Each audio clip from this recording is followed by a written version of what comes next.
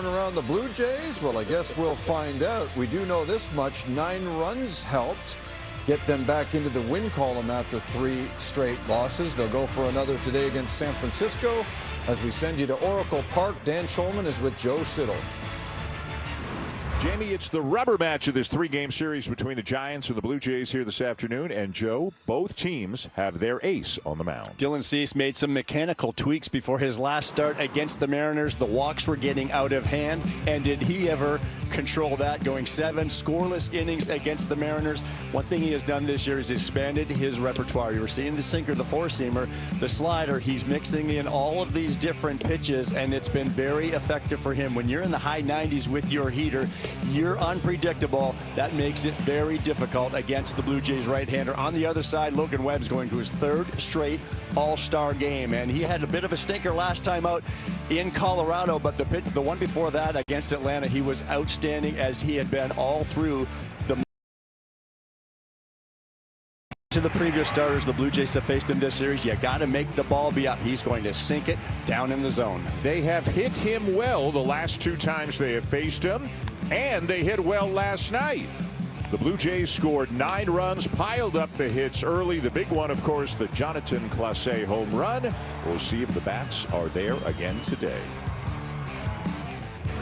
That production, Dan, in stark contrast to the previous 3 games, where they went 2 entirely without scoring anything until Okamoto was able to break that trend in the 3rd game. The first game in San Francisco. So yes, they finally showed signs of life. And interestingly, it was Clase who got it all started.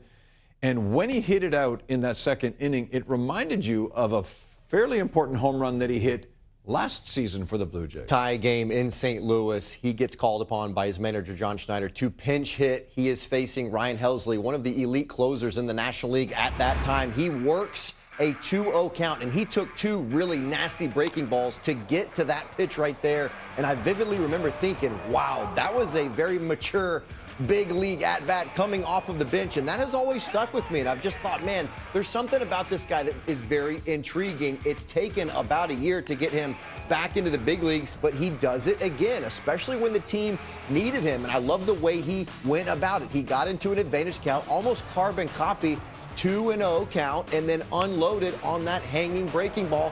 And then he doesn't try and do too much and just slaps one up the middle. His defense, he looked very engaged.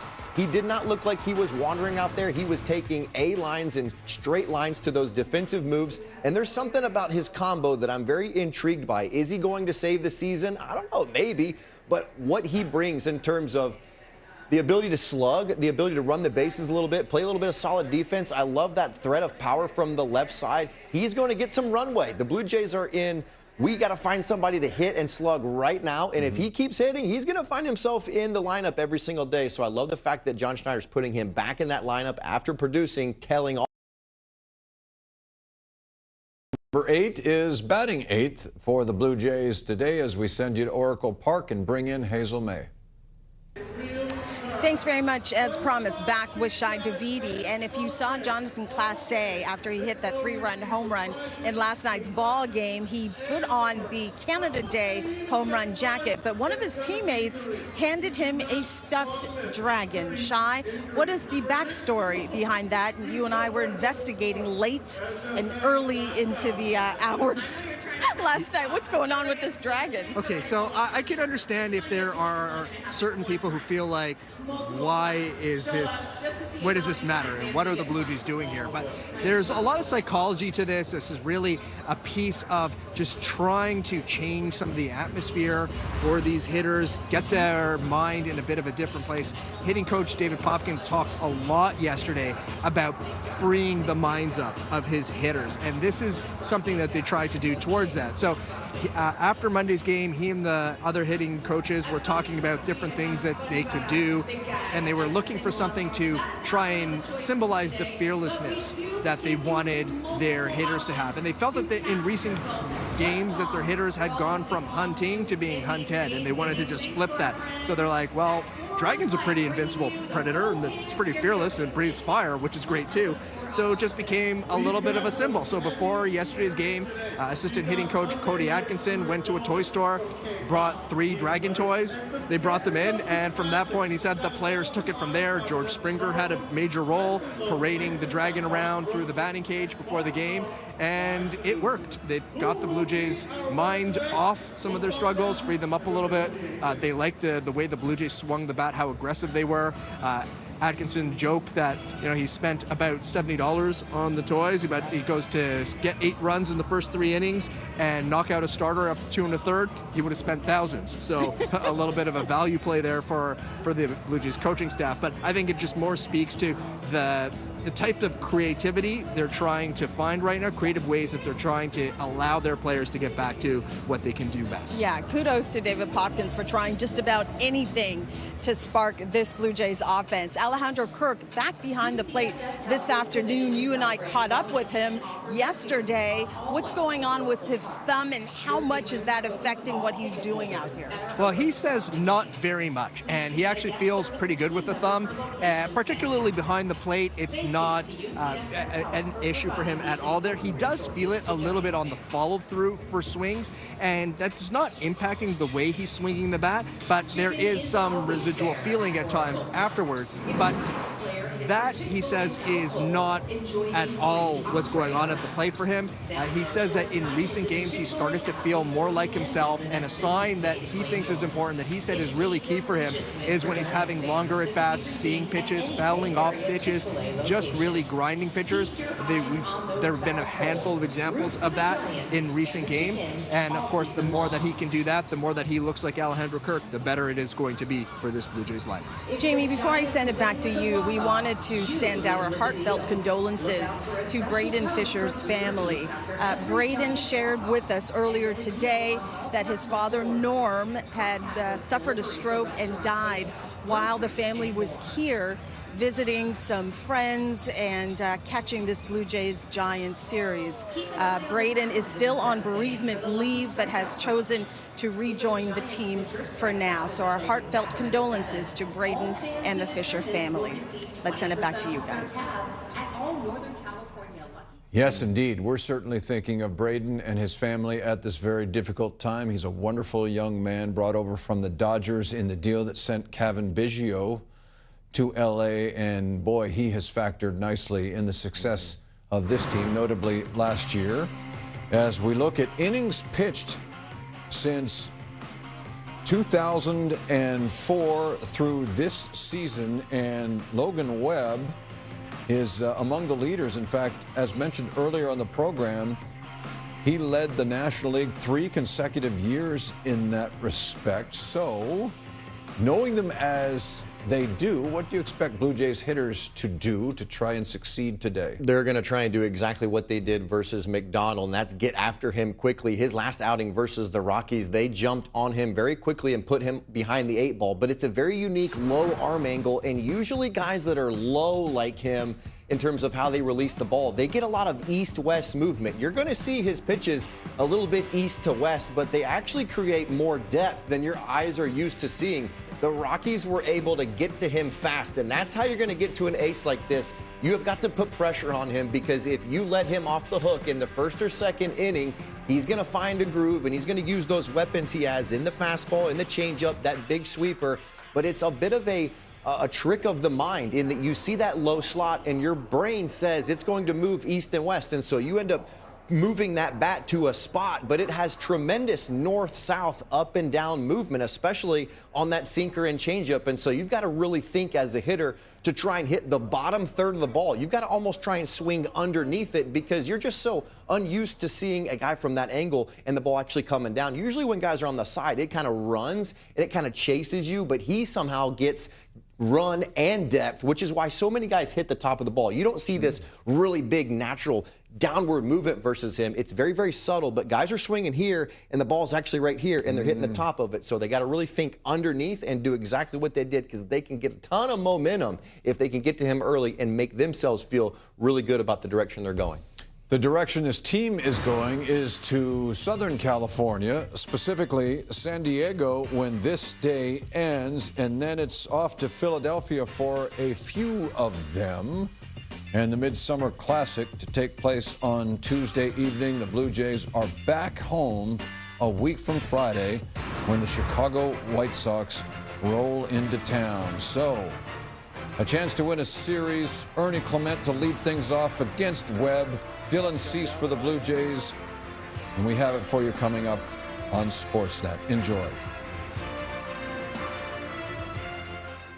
Welcome to Rogers Blue Jays baseball on Sportsnet, and a little afternoon baseball for you here today. The Blue Jays and the Giants wrapping up this series before the Blue Jays head down to San Diego to wrap things up before the All-Star break. A little bit warmer, given that it's a day game, still cloudy, but a very nice afternoon for a ball game here at beautiful Oracle Park.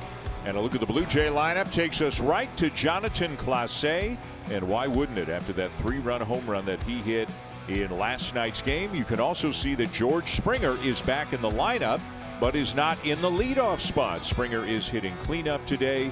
John Schneider, at least for today, leaving Ernie Clement in the leadoff spot. They will face a guy who's been one of the best in the National League for several years in Logan Webb. Logan Webb is in his 8th big league season, coming off a tough one in Colorado against the Rockies, but I think you can dismiss that. He has been very, very good. The previous 6 starts before that, he had an ERA under 1. Going to do his 3rd straight All-Star game. This is a sinker changeup guy. He's got the sinker changeup moving arm side. He's got the sweeper cutter going the other way, and he'll move the ball all around. And underway with a pitch in for a strike to Clement. Clement went 3 for 4 rather last night with a sacrifice fly. He's got that average pushing 300 again at 298. Tried to check it and did not succeed, says Junior Valentine. Ernie's in disbelief. He thought for sure that he did. Ernie does that, take one hand off the bat and just hold it there. That is not a swing. He's got a very good case. That is not a swing. He's saying, here it is, I'm even showing it to you. He's kind of got an unconventional way of stopping and showing, but he did not go around there. But now he's going to line it into left for a base hit. Leadoff single for Clement. Well, this is Logan Webb in a nutshell. Sinker down and away, sweeper down and away, and then he tries to come inside with that sinker. It's in off, but that doesn't matter to Ernie Clement. Pulls the hands in and drops it into left for yet another base hit. Getting the information from Mark Budzinski about the time that Webb takes to go to the plate. Here is Nathan Lucas hitting in the 2 spot again. This has been the combination in recent days at the top of the order, and he went after a changeup that disappeared on him, and it's 0-1. Keep an eye on that Blue Jays running game today. It's not like a team that steals a lot of bases, but Logan Webb not necessarily great at controlling the running game. You see that big leg kick and kind of slow delivery to the plate. Clement not a huge lead over there as Lucas takes up and away 1-1. We talked to Lucas and Clement about some of the action of the game last night when Ernie was running, and Lucas on one pitch saw it but too late. He wanted to not swing to let Clement steal, but he didn't see him until too late. Then the next pitch, Clement running again, and that's when Lucas hit that bouncer through the left side. Now a little flare, and look at this. A chip shot into left for a base hit, and the first 2 are aboard. Hit them where they ain't, guys. It's a cutter up and in on Nathan. We've seen so many right-handed pitchers do this to Lucas, but he fights it off and gets just enough of it to drop it into shallow left field. So now, Joe, here comes Vladimir Guerrero Jr. in the identical situation as he had in the first inning of last night's game. First and second, nobody out, and Guerrero grounded into a 6-4-3 double play. One of 2 double plays he hit into in the game. Went 1 for 5. Fouled it off. And the ball, again, it's just going down into the dirt whenever he is making contact with it. I'd really love to see Vladdy get very engaged with that move. And when I mean engaged, I mean with your torso and head almost over the plate so that he can then turn that barrel back and really get in the zone quickly and then catch it more on the upswing. If not, he's not connected, and it becomes real sloppy, the swing with the hands. And a great pitch there by Webb on the outside corner, and it is 0-2. The opposite of being connected as a hitter with that shoulder turn is being handsy and using your arms. That's not ideal, because when your hands take over, you're coming over that baseball and pounding it into the ground. And it seems like a really high percentage of his ground balls go directly at the shortstop. That's the angle that bat is coming down. I'd love to see him try to hit a fly ball to center field and work underneath the baseball. You have to exaggerate the other way. Had to reach for it. Maybe that's why the ball went out of play to the right side. It remains 0-2.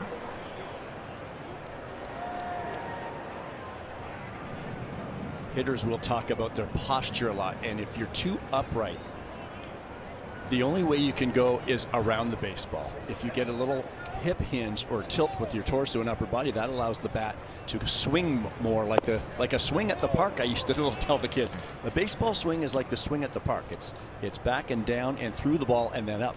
It'll help him stay through the baseball longer and get that right trajectory. The count 1-2. Clement at second, Lucas at first, nobody out.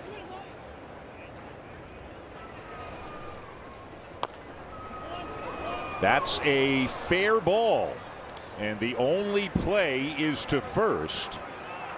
And again, just hitting it straight down into the ground, but at least it wasn't a double play. The runners advanced, but obviously more frustration here for Guerrero. You can almost, I mean, Dan, I think you can see, you know what I'm referring to about that swing? I mean, it's almost like he's just working, chopping down to when the ball gets deep.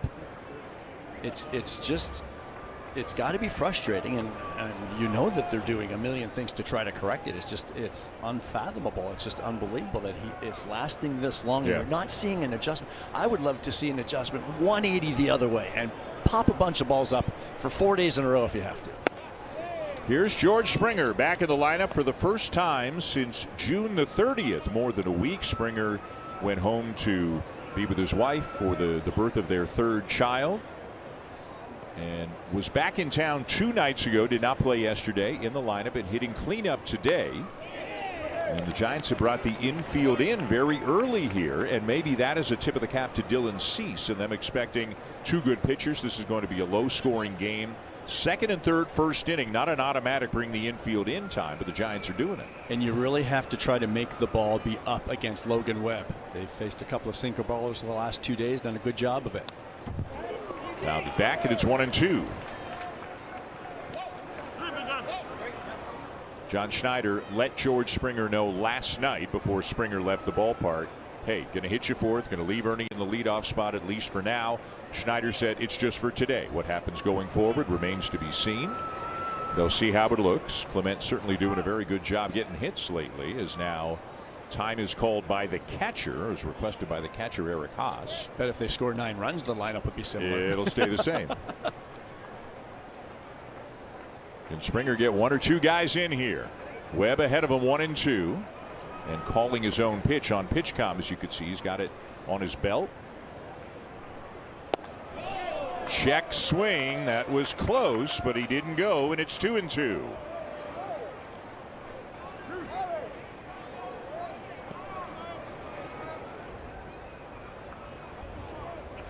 You would think with that look right there from Springer, you may want to try to continue sweeping it away. It's a good job laying off by George. Pulls it foul.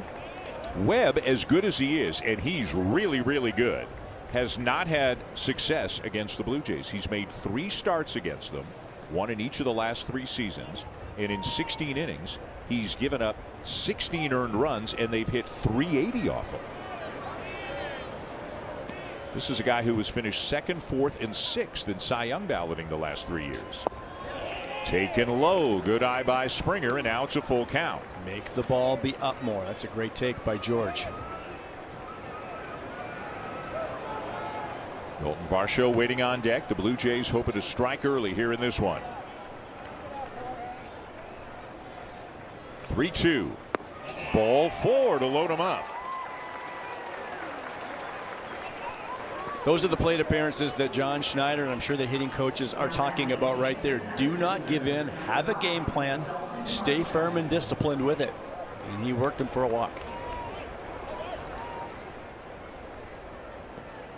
So now Dalton Varsho hoping to snap an 0 for 16. And what a good time this would be to do that. The bases are loaded with 1 out. And he'll take it high, ball 1. John Schneider used the term today when we were talking to him, not rushing your at-bats. And this is a good example of it right here for Dalton Varsho. Looking in your zone. Don't have to swing until you get it. This is one of those situations where you'll hear people say, hey, the pressure's not on the hitter here. The pressure is on the pitcher. He's the one who's loaded the bases. Dalton looking to get something in the air, and normally that's going to be on a ball that's a little bit more elevated. Lay off that stuff down. Chased one down, a changeup, and it's 1-2. We've seen Dalton really struggle lately with that ball up and away. A good changeup like that down and away is tough too. But after that pitch, we'll see if he doesn't try to go up here. Now his game is down, Logan Webb's. So you're pitching your strength against a hitter's weakness. Which one will it be? Down. Tried it again. This time Varsho wouldn't go, and it's 2-2. They've made him throw 22 pitches already here this inning, but can they put a number up on the scoreboard?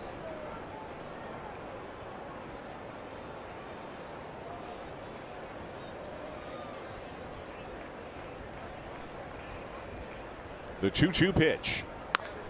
And it's in the air to right field, but not deep. Lee coming in, slides, and cannot make the catch. It drops in for a base hit, and the Blue Jays have the first run of the ball game. Well, Dalton was able to get out there, reach for it. Another changeup down and away. He gets it in the air, but not near as far as he wanted to. Lee is coming in, and it's a tricky read for a runner on third base here. Do you tag in case he makes his sliding catch, or do you get halfway to make sure that you score? It's a very tricky read for Clement, but he does the right thing at third base here. He's thinking right here, do I tag? No, I'm going to go back. I'm going to be off. I'm going to be off. And now it drops. So the one thing is you've got to make sure you score because it's so shallow. Even if he makes a sliding catch right there, you're probably not tagging and scoring. So good base running decision by Ernie to get the Blue Jays on the board.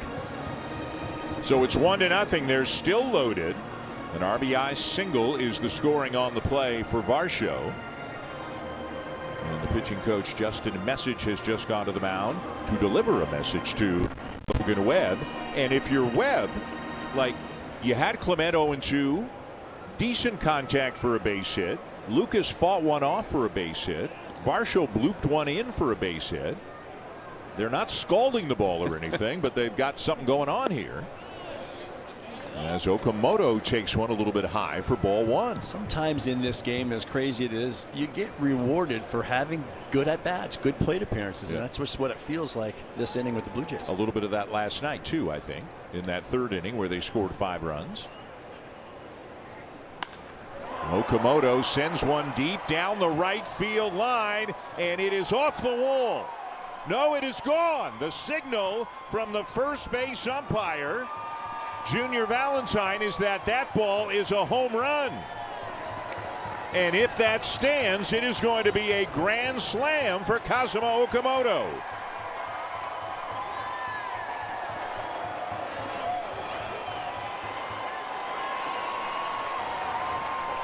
And we'll see if the Giants ask the crew to have a look at that. Some of the umpires are getting together on the infield right now, and they could easily and probably should do a crew chief review to make sure the call on the field is a home run. And let's hear from Rob Drake, the crew chief. San Francisco is challenging the call of home run. This will be a crew chief review. So crew chief review to see whether or not it left the ballpark. Opposite field power for Kazuma Okamoto with the wind blowing out just a little bit toward right field.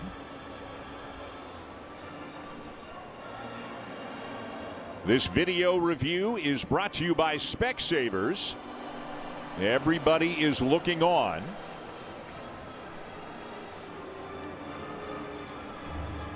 Let's have a look. Did it land up on top? Oh boy. There's no yellow line here, right? Was that on top, or did that kind of hit the the front-facing part of it. I think it did. Wow. I thought it did when we were watching it because it hit the very top of the wall and came back. Now, I wasn't sure if maybe it hit a railing behind, but that does not look like it got up and over.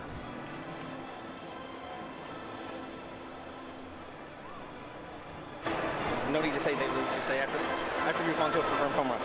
After review, the call on the field is confirmed. It's a home run. It's a home run. The call on the field is confirmed.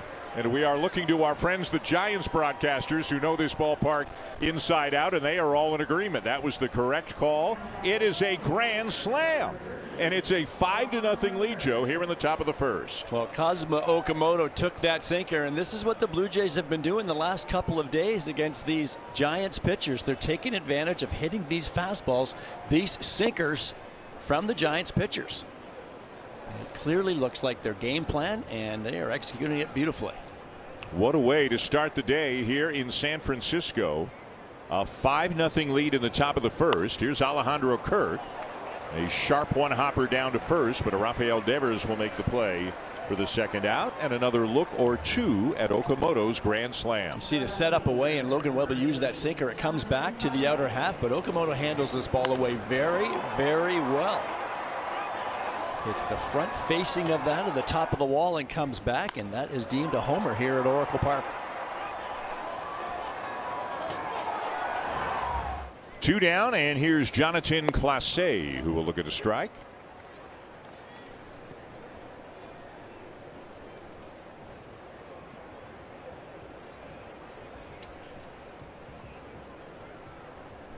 So here's what I found online.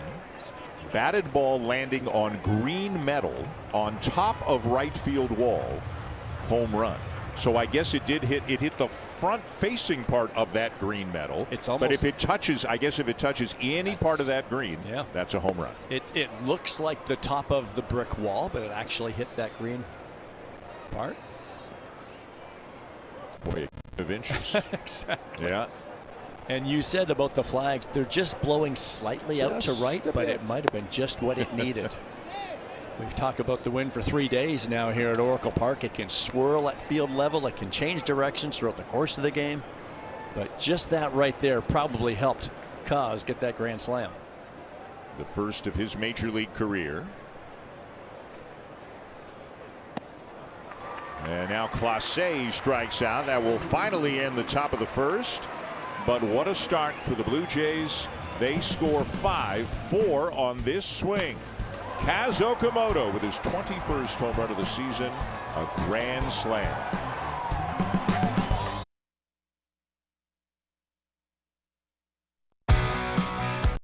To the bottom of the first, and a look at the Giants lineup here this afternoon under manager Tony Vitello. Elliot Ramos has been a problem for the Blue Jays in this series, and even going back the last couple of years. Luis Arraez is a problem for everybody. Rafael Devers is swinging the bat pretty well, but most of the bigger names in this lineup, other than Ramos, have been to some extent held in check, haven't done too much damage so far here today, and they're going to face a guy actually most of them know pretty well, Dylan Cease with the Padres the last couple of years, but this is a bit of a different Dylan Cease. Dylan Cease with his 7 shutout innings at Seattle got locked back in, and the walks were perturbing him a little bit. The velo was down a little bit early in that start against Seattle, working on his mechanics, he told me, but then it still slowly came along. Four-seam fastball turned out to be a great pitch against the Mariners. Got 9 swings and misses on it, up and above the zone. First pitch fastball in there for a strike to Ramos. 5 for 9 with 2 homers in the series. Cease coming off that great outing against Seattle. Ooh, that's a good looking slider, the first one he throws today, and it's 0-2. Very solid numbers for Ramos atop this Giants lineup. The sun has broken through. We have not seen blue skies in 3 days here. It's been, even by San Francisco standards, a little chillier, a little grayer than it often can be in the summer, but it is turning into a nice afternoon. Fastball, and that's right there for strike 3 called. Well, if you're looking for anything but the fastball against Dylan Cease, that heater will freeze you up, and that's a pretty good hitter looking at that fastball. Strikeouts are brought to you by Subway. Get 25% off any footlong on game days. Order in the Subway app using code STRIKEOut. Now Luis Arraez. The fun matchup this is. A guy with the stuff that Cease has versus a guy with the bat to ball skills that Arraez has. A lot of swing and miss against a lot of contact. What's going to give here?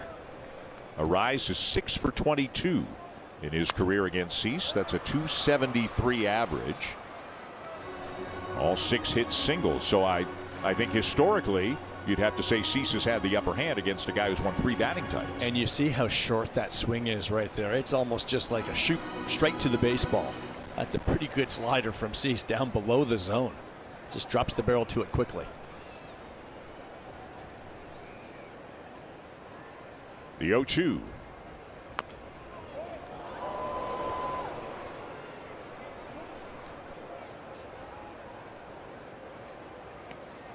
And Arraez is going to need a moment to walk this one off.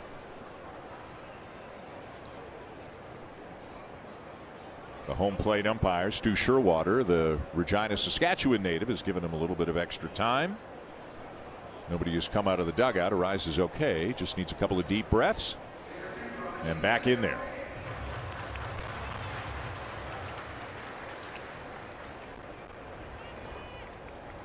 Again, the 0-2. And a changeup hit weakly to the right side. Guerrero will scoop and go to the bag himself. 2 down.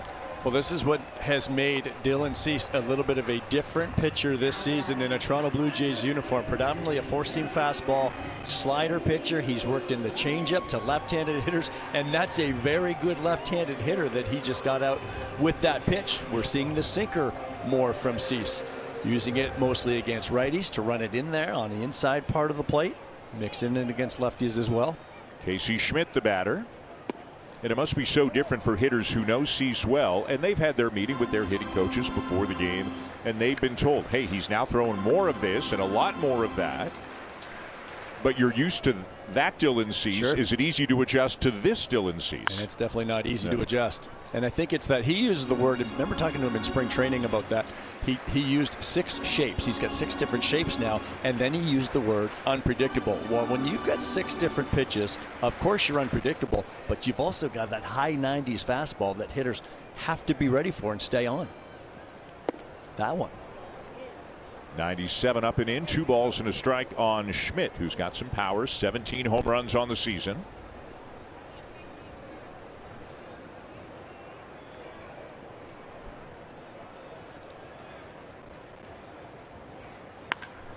And he drives it to deep center field. Varsho back on the warning track, makes the catch, and the inning is over. Started last night with a 3-run home run, his first of the season, and as he rounded the bases, you could practically hear the collective exhale of the lineup, desperate for a spark. Now, while that was a huge moment for the Blue Jays, there was an entertaining subplot to this story. You see, when Class A came back to the dugout and put on the home run jacket, he was given a stuffed dragon. It turns out hitting coach David Popkins sent his assistant Cody Atkinson on a mission to purchase something that represented fearlessness as a reminder to the offense to be the hunter, to stay aggressive. Atkinson came back with 3 plush dragons. I asked him how much that cost. He said $70. After an 8-run explosion in the first 3 innings, he told me he would have spent $1,000 if he knew it would help chase the starter out of the ball game. By the way, Dan Atkinson is hoping fans can help name the dugout dragon. There were some pretty creative ones on social media. This one made me chuckle. Pop the Magic Dragon. I'm sure David Popkins. Well, I don't know if Pop would like all that attention on him, but if it's working, you stay with it. Can you see George making up T-shirts now? Yeah. So just trying to be fearless. Can you imagine Cody Atkinson going into a toy store and saying, oh, are these for your kids? And he's like, no, they're for the Toronto Blue Jays. Name the dragon Oka. Yeah. Okamoto, the second one. Whatever works, guys. There are a lot more smiles on the shots we're showing these last couple of days. Just foul up the third baseline off the bat of Andres Jimenez. teams will do this at all ages, whether they're 10-year-olds or high schoolers or college. They'll have things, and they're for the players, and they come up with these different things, and the coaches. Big leaguers happen to be on TV a lot more, so we all get to see them, but they're just good team bonding things, but especially when a group is going through some tough times together like this offense has been. Slice down the left field line just to relieve some tension and some anxiety, but also in a very fun, kid-like way. The dragon, as Hazel told us, is supposed to symbolize fearlessness, and that's what they've been trying to get guys to do. Don't just make contact. Go up there and try to do some damage. Yeah, and the root of that is too many at-bats where they're just trying to put the ball in play. How many times have we talked about this being such a good contact-oriented team? But if you're just putting balls in play, that's not enough, especially when you're so good with your contact that you're putting balls in play that are not even in the strike zone. A full count on Jimenez. Now, of course, of all the guys on this roster, the one guy they don't have to remind, hey, go up there looking to do some damage, is Kazuma Okamoto. He'll swing and miss. The strikeouts are high, but when he is squaring it up, there's damage. He's got 21 home runs and now 59 RBIs. Imagine where they would be without that kind of production from him this year, given how little power they're getting everywhere else on the roster. What a signing he has been with that power bat. And it may have come in a different form. We talked about his ability to not strike out and all that, but you'll take this version anytime. A one hopper out to short, and Adames will make the play. Jimenez made Webb throw 9 pitches, but Webb gets him on a ground out. Even some of those foul balls right there, Andres. He's pounding his right quad there. Remember, he missed a little time with that quad issue, yeah, so that's hopefully something to keep an eye on. Activating again. Was out just a couple of days ago up in Seattle, I think it was. The last day maybe up there, but it's something he's been dealing with, so we'll keep an eye on that. Here is Ernie Clement, who got the party started in the first with a base hit on an 0-2 pitch. Here he'll pop one up, and it'll be the second baseman Arise back into shallow right for the second out.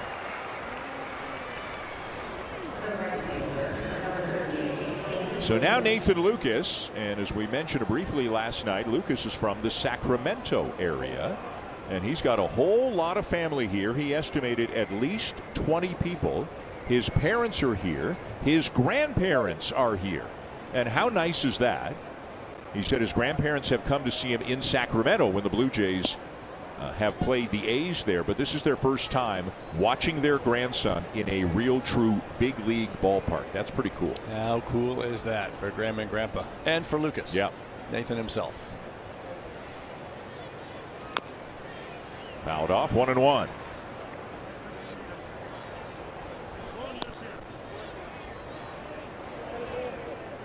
Lucas with a base hit. Got a pitch a little bit up and in and just fought it off, flared it into left. If you're Logan Webb, you're saying to yourself, man, there was one ball hit hard off me. It was to the opposite field with the wind blowing out, and I gave up 5.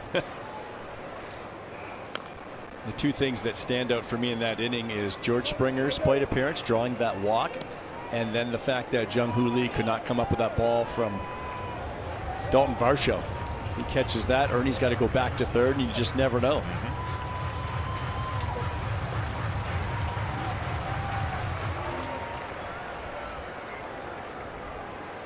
Two down and the base is empty. Webb out in front of Lucas, 1-2. This is down the left field line. Ramos drifting over, still in fair territory, makes the catch, and Webb has a 3-up, 3-down, top of the second.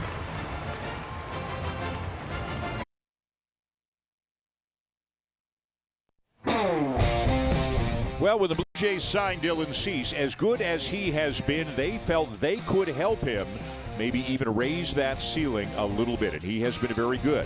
Finished second one year in Cy Young balloting, fourth another season, but as you can see from all of these numbers, Joe, he has been even better so far this year. Anytime you're facing an elite pitcher with such great stuff, the fewer pitches you have to worry about, you can take your shots. And I think with Dylan Cease being primarily a four-seam fastball slider pitcher, hitters could just look for one. You want to look for that slider, go ahead. If you want to try to hit the high 90s fastball, look for that. But when you have a few different weapons now, those two are still going to be his most effective pitches. But I think the wrinkles that have been brought in to his arsenal now by the Blue Jays and his ability to adjust and use them all has put him on another level. And this year he is an all-star for the very first time, surprisingly. Yep. Rafael Devers will take a fastball in for a strike. Devers 4 for 12 with a home run in his career against Cease. 1 for 6 with a couple of walks so far in the series. Swings through a fastball. 0-2. Cease has been tweaking his delivery a little bit. The walks were really getting out of hand, and when he told me that what he was doing with that delivery, we know he's got that little peak toward third base, but he was almost hanging in there too long, picking up his target a little bit too late. He was getting too closed. And in making those adjustments in his last start against the Mariners, the velocity wasn't really quite there early on in that game. And he said, I think I was working on my mechanics so much that you kind of forgot to go ahead and let it go.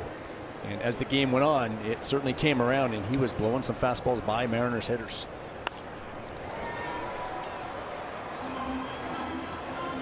He had 3 straight starts before the Mariners one where he walked at least 4 guys, but he only walked 1 in 7 innings against Seattle. And you can't draw an absolute straight line between fewer walks means more success, but it's pretty much a straight line, because then the pitch count doesn't get up there. He's on the attack more. The hitters are on the defensive. They have to hit your stuff, and Dylan Cease has elite stuff. The 2-2 to Devers. Try to change up again, missed up and away. These are the, and it's Rafael Devers, but these are the kinds of at-bats Cease is trying to avoid that start 0-2, and now it's 3-2. Jung-Hoo Lee waiting on deck. 5-0 Blue Jays here, bottom of the second. Grounded up the middle. Jimenez right there, and from the edge of the outfield grass, he'll throw him out. Well, he'll take that. He would just like a little bit more early resolution to the at-bats, but he came back and got him. But when you get that first pitch fastball in there, I don't think Cease needs to start working the edges of the plate. I think he can utilize his 2 best pitches, the 4-seamer and the slider, but just almost think middle. It's going to kind of go where it wants. He's not going to hit his spots all the time because of the powerful stuff he has. Jung-Hoo Lee, a .311 hitter on the season, 1 for 7 in the series.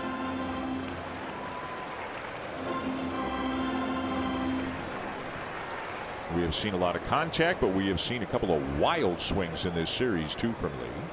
He can have a really steep uppercut at times. Fouls this one off, and it's 0-2. So let's just see here. He's gotten ahead 0-2. Let's just watch the rest of this at bat and see how Dylan Cease attacks him. It was fastball on the first 2 pitches, and the velocity, which started off a little bit low here today for Cease, it's climbing now. But I think he can stay on the attack. There is no need to try to get him to chase something up and out or a slider in the dirt per se. Change-up away. His change-up is being thrown at a much different velocity his last 3 starts. It was around 84-ish. Now it's down around 80. Maybe he's tweaked the grip. Pulled foul. Most pitchers strive to have about 10-mile-an-hour difference between their fastball and their changeup, because his fastball is so fast. So high. Yeah, he's got like 17 miles an hour sometimes between, maybe 18 between fastball and changeup. Shallow center field, really a pop-up, and back goes Jimenez to make the play. 2 down. Well, we saw the changeup earlier in the at-bat to Lee that just took off on him. This is the ideal changeup right here. Yes, it's down to 80, 81 miles per hour, but it's the change of speed that gets a hitter who's gearing up for 96, 97 out front. Perfectly executed, down in the zone. In the zone, you're not trying to bury it and fool people. So 5 up, 5 down so far for Cease, and now Willie Adames, the shortstop. And a called strike, 0-1. You could see Cease shaking 2 or 3 times. That was a sweeper, and of his 6 pitches, that's probably the 6th in terms of how often he throws it. And then that's your favorite pitch, the two-seamer into the right-handed batters. Just love the sinker. It's one thing to throw a four-seamer at the top of the zone. A four-seamer is exactly that. It's going to stay more true and straight. The sinker has got some run to it, and it's a nasty pitch. Think Spencer Miles. Yeah, right, oh with yeah. the two-seamer into righties.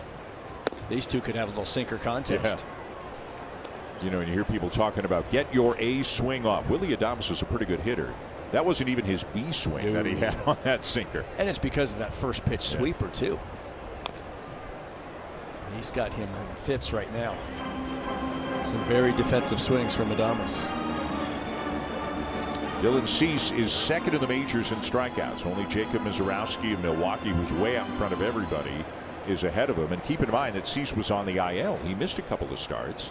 And he is still easily the leader in the American League and second in the major leagues. Got him. And another awkward swing there from Adames. Dylan Cease is having his way with the Giants in the early going. 6 up, 6 down. This is second strikeout.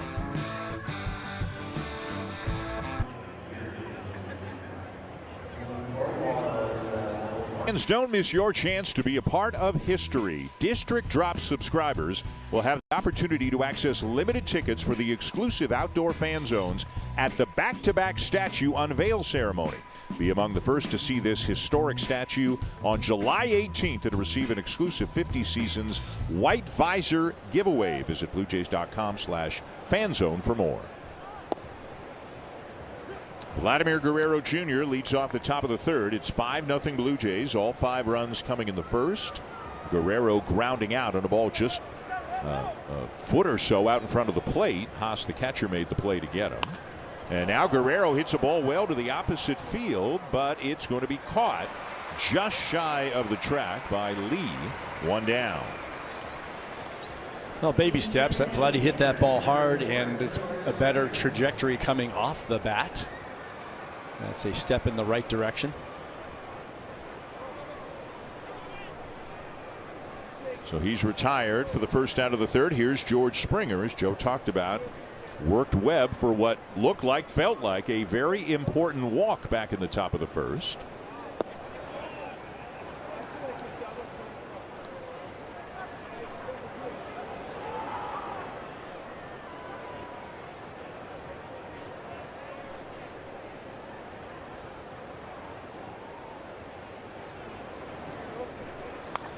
John Schneider told us Springer wasn't bothered at all by hitting cleanup. And again, Clement and Lucas are doing well at the top of the order. And right now, when a team has been struggling, last night notwithstanding, as much as the Blue Jays have, like the manager's kind of got carte blanche to do whatever he thinks he should do here to try to generate some offense. And Schneider said he liked the idea of Springer hitting behind Guerrero. And he liked the idea of George driving in some runs with the guys on base, hopefully getting on ahead of him. Again, talking about Clement and Lucas. Coming up in a big spot in that first inning with a couple of runners on. Did not give in to Webb. Laid off some tough pitches down in the zone. Hits that one sharply, but it's caught on the fly by Adames out at short. Well, it's a real good swing by George. It's a sinker down in the zone, but this is what we mean about getting underneath the sinker. And George gets a lot of that tilt that I'm referring to when I'm talking about Vladdy. Adames just to his left, gets it in the air. So that's now 7 in a row set down by Webb since the grand slam hit by Okamoto. And here's Dalton Varsho, who had an RBI single in the first. That fly ball to shallow right that Jung-Hoo Lee looked like he was going to get to, and he kind of did. He just didn't catch it. And it was scored a base hit, an RBI for Varsho.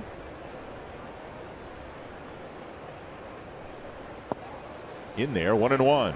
That's the tough one there if you're a left-handed hitter from Webb. You're thinking so much about the sinker changeup, but then he'll backdoor that sweeper. Started out by the right-handed batter's box. That's a good take. You want to give that one to him.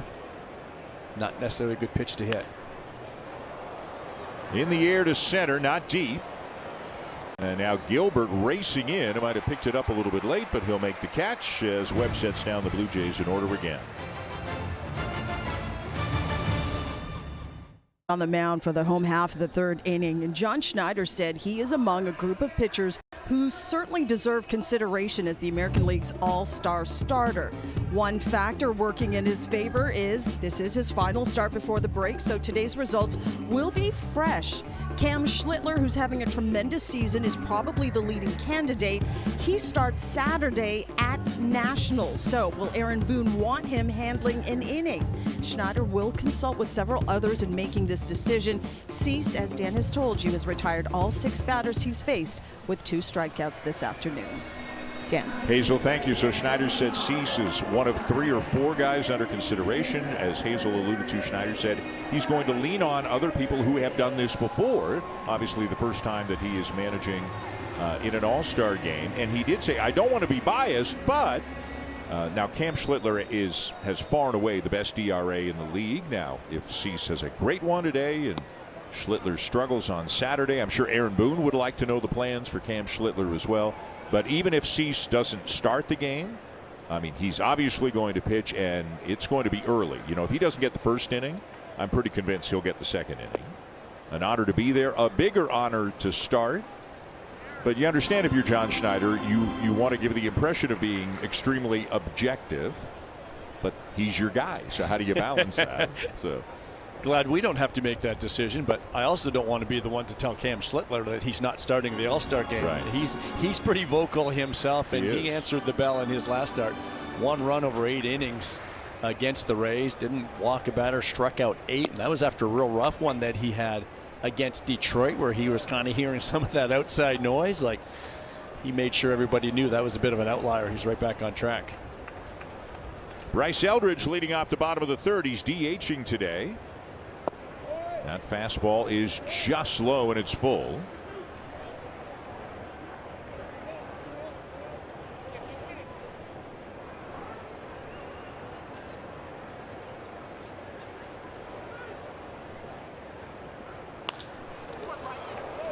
I do feel strongly that if the American League has a lead in the 9th inning, that Louis Varland is going to get the 9th. I'm not as convinced Dylan Cease is going to get the 1st, but I'm pretty convinced Louis Varland's getting the 9th. I think that's the one we can bank on, and that'll be a lot of fun. And what fun for Louis Varland, being rewarded for an outstanding season here with the Blue Jays.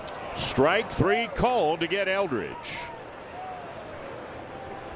Well, you get him to turn on a fastball on the inside part of the plate at 98, and then you go backdoor slider. So right there as a left-hand hitter, you're giving up on it. It looks like it's going to be away, and it just comes back enough. That's that hard slider from Dylan Cease.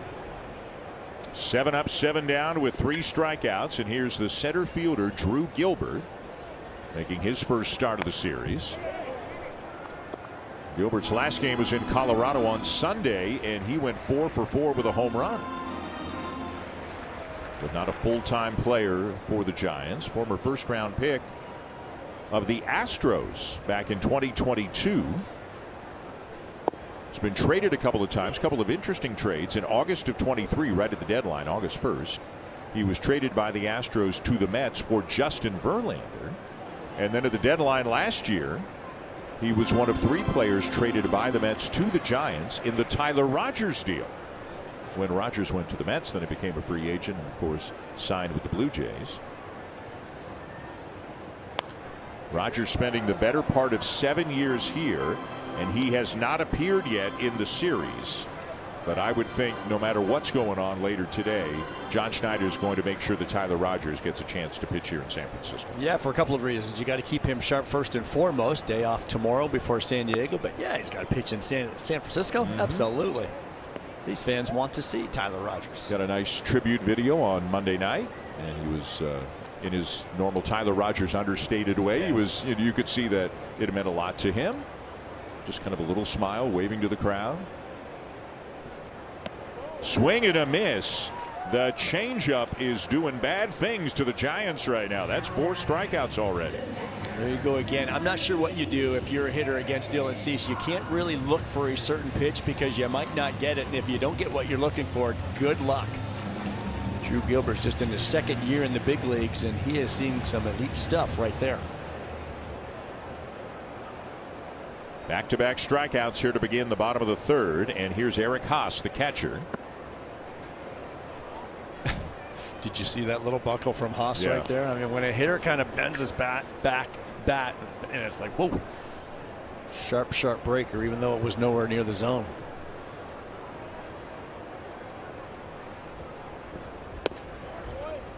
Just missed, and it's 2-0.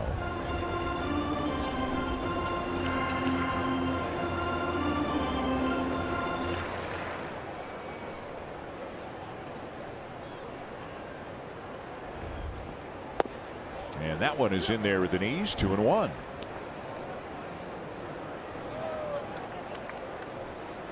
Haas just a 167 hitter, does have a little bit of power. Told you a couple of nights ago, one year he hit 22 home runs as a Tiger. Chase is there on a ball down and away, and it's 2-2. Really struggles with the spin. You imagine Cease would just go right back to it. Oftentimes the hitters at the bottom of the order might have a lot more trouble with the secondary pitches. Most big leaguers can hit a fastball. See if he doesn't go back to that slider again.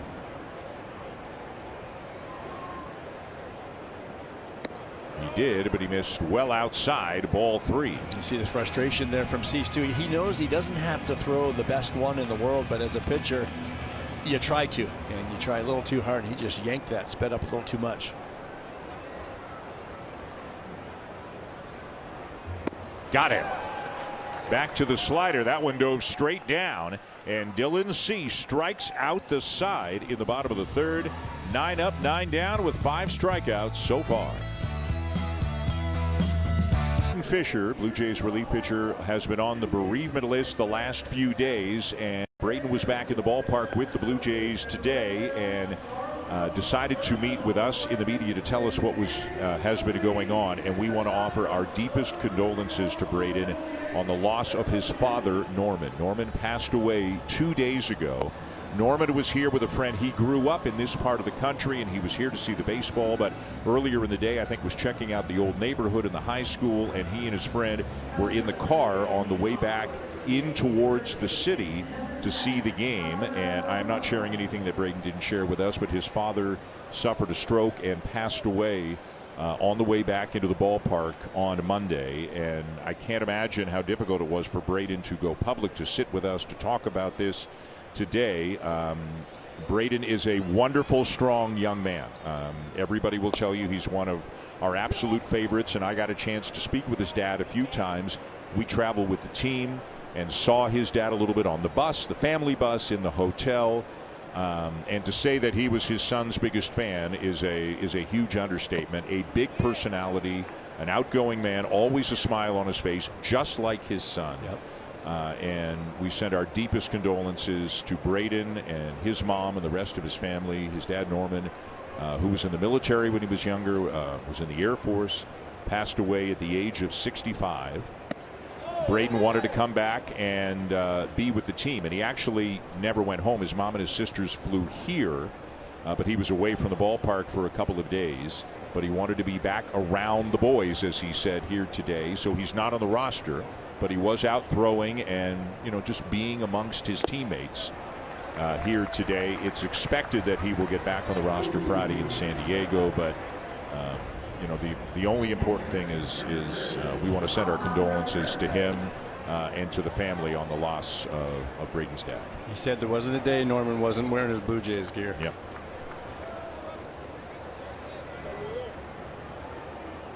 Kazuma Okamoto strikes out to begin the top of the 4th inning, and here's Alejandro Kirk, who grounds out. Braden even laughed a little bit. He was asked about his dad's baseball career, and he said, well, he told me he was a really good player, and I know he played in the military a little bit, but the family joke is that Braden got his athleticism from his mom, and again, just can't even imagine the strength it took for Braden to sit and talk, but he's a very, very strong young man. And actually, John Schneider talked about it when we went into Schneider's office, and Schneider could see we all walked into his office, and he was like, he could see something was off, and I said when we just talked to Braden, and he said, now you guys can see like we talked about his courage and his strength, and he said, now you see why I trust him in all these baseball situations, because the character and strength of Braden Fisher is obvious to everybody. And his personality really came out today. He is a guy that just bumbles around that clubhouse, and he's always making jokes with us when he sees us, the broadcaster guys. Hey, what's up today, guys? What's the story today?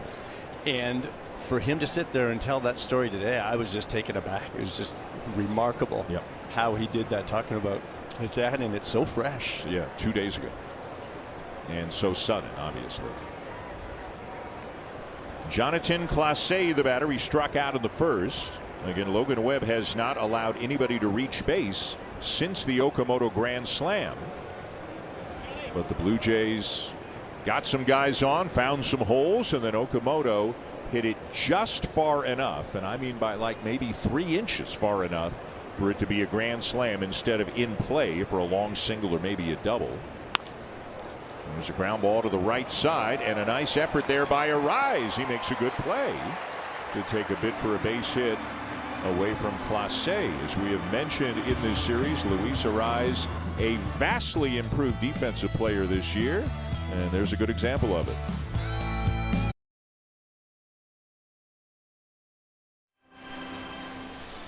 Fans, it is your opportunity to relive the back-to-back World Series championships. On Saturday, July 18th, the first 15,000 fans will receive a set of 92 and 93 World Series replica rings. Also, tune in or arrive early to witness the unveiling of the back-to-back statue to honor the Blue Jays' consecutive World Series wins. Get your tickets now at bluejays.com/tickets. I'm sure with a 3-city road trip and then the All-Star game, for some people, it's going to feel like months since the Blue Jays were home. But they will start the so-called second half of the season at home. A homestand against the White Sox and the Rays.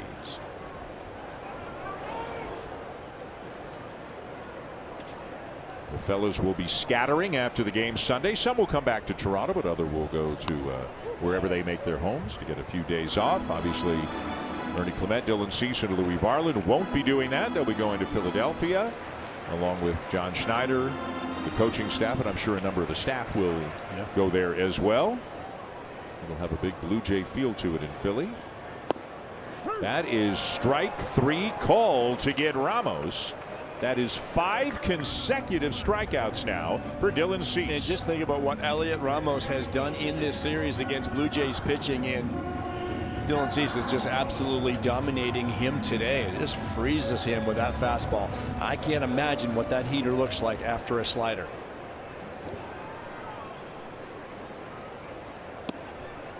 And now a strike to Luis Arise, who grounded out his first time up.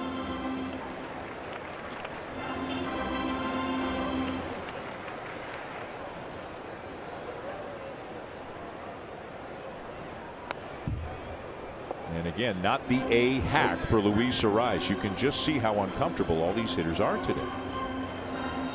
You drop a slider in there first pitch, and then you elevate the fastball. It's not that his first-team fastball was in the zone more against the Mariners, because he was going up above it, but he was getting tons of swings. And that becomes very effective with those other pitches.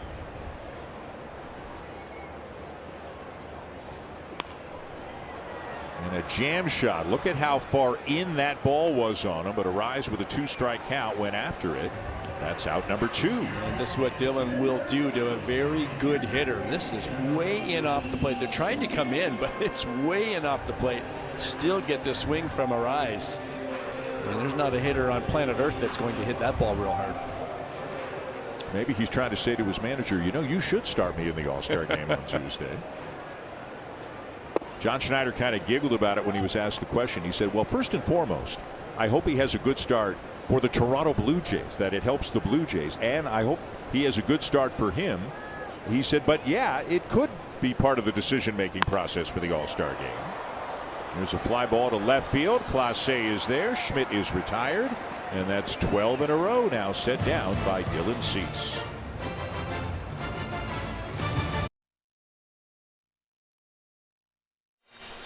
Well, as we mentioned, after the All-Star break, the Blue Jays will open up things at home, and it'll be a Friday night, July 17th. It'll be a City Connect Friday. as the Blue Jays hit the field in their City Connect uniforms with the ballpark transforming into night mode. Visit bluejays.com/tickets to secure your seats now. A lot of Blue Jay fans here in San Francisco, maybe making a little summer vacation of it. Might see a lot of the same people down in San Diego. Who knows? The batter is challenging the pitch. Andres Jimenez is going to challenge the pitch. This closer look is brought to you by Specsavers, and that will remain a strike. Toronto has one challenge remaining. So the Blue Jays are down to one challenge. This has not been an area where Jimenez has been particularly successful this year. Nor is it probably a time you want to try to be successful. Leading off the 5th inning, number 9 hitter. First pitch of the at bat, first pitch of the inning.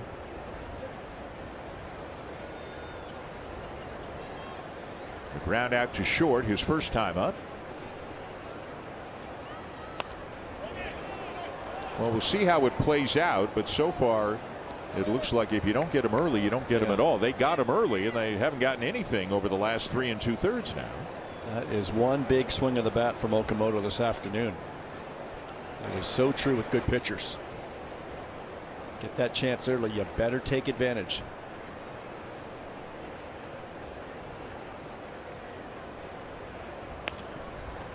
Popped up. Adames drifting back makes the catch.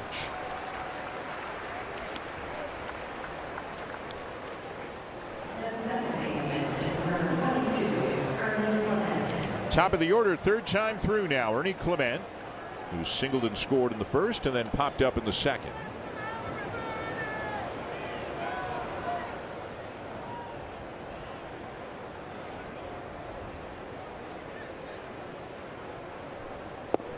And looks at a strike.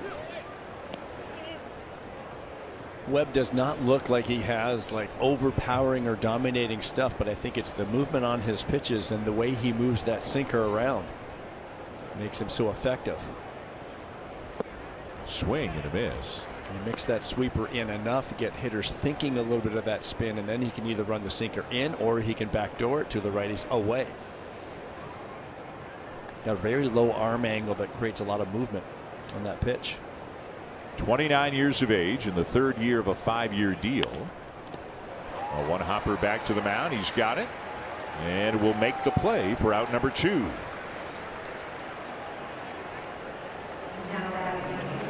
Buster Posey, who is the president of the San Francisco Giants, was asked, hey, with the team having a down year, is there any chance that the Giants will consider trading Logan Webb with a couple of years left on his deal? And Posey said absolutely not. And again, 2 more years, 29 years old. These guys don't come around very often. Prime years. So, yeah. 3-time All-Star now. Nathan Lucas 1 for 2, a base hit and a flyout.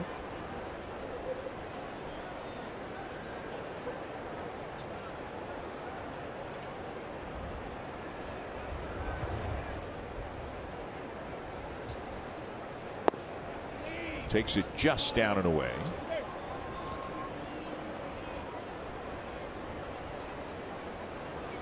Now they might trade an Elliot Ramos. They might try to trade a Devers or an Adames, although both of those guys are on significant long-term contracts. They'll probably trade Luis Arraez because he's on a 1-year deal. As good as he has been, that makes him very valuable, obviously. And with him just signed through the end of the year, that's the kind of guy who could be on the market, and a bunch of teams will be making phone calls. That'd be a nice bat for a contender for sure.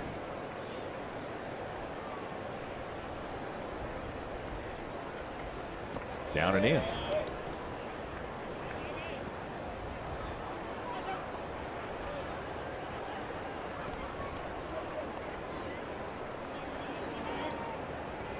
So often in pitching matchups like this, the guy that lasts longer, his team normally has the edge. And of course, the Blue Jays putting up 5 early is that edge to Cease, but Webb is not going anywhere. They have been patient, though. They have made him throw some pitches. They've gotten him into deep counts.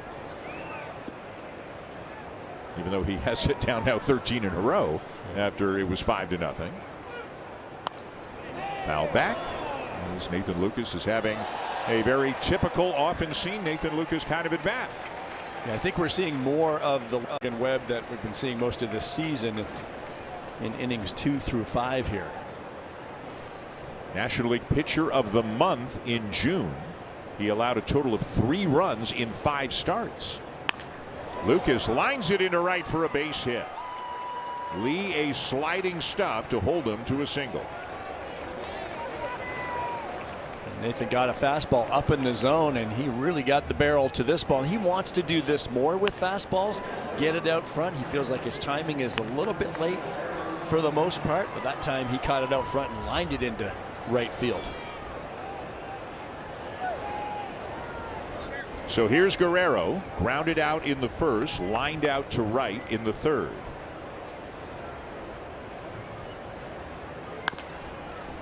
Grounds it to short.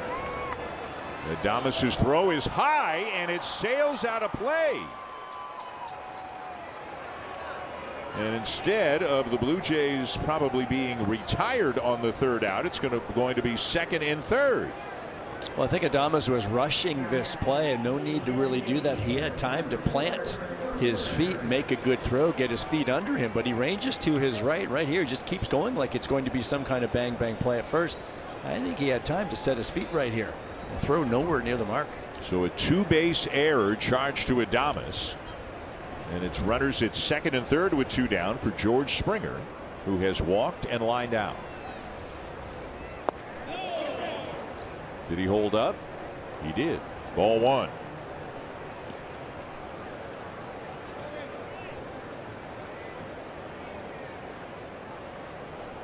Blue Jays trying to add on here. A couple men in scoring position with 2 down.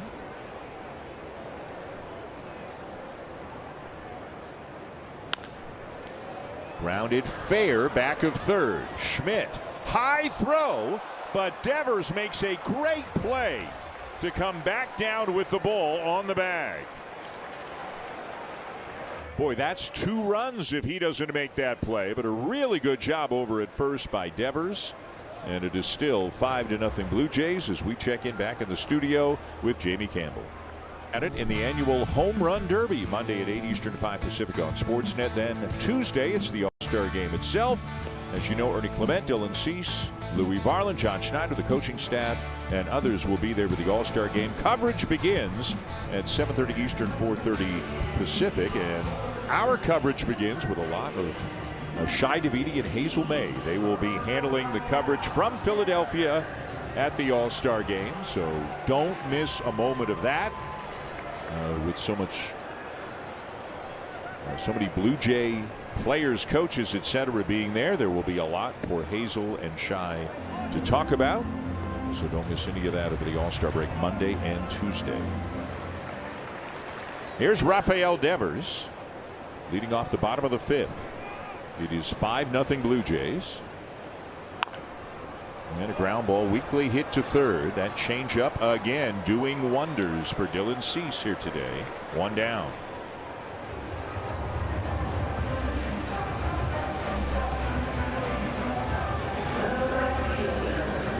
Cease just mixing and matching, doing such a good job, especially against these left-handed batters. For the most part, just staying away, using that 4-seamer up and away. He's always got his slider, but that changeup down and away has been a very effective pitch for him again. Jung-Hoo Lee looks at a curveball in for a strike, and it's 0-1. What a way to steal a pitch, right? Yeah. Steal a strike early in the count.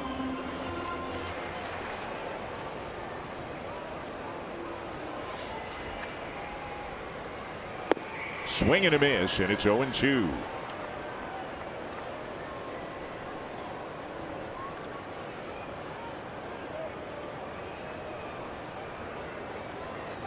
Working quickly. Now the ground ball. Backhanded by Guerrero. The flip to Cease. 2 down.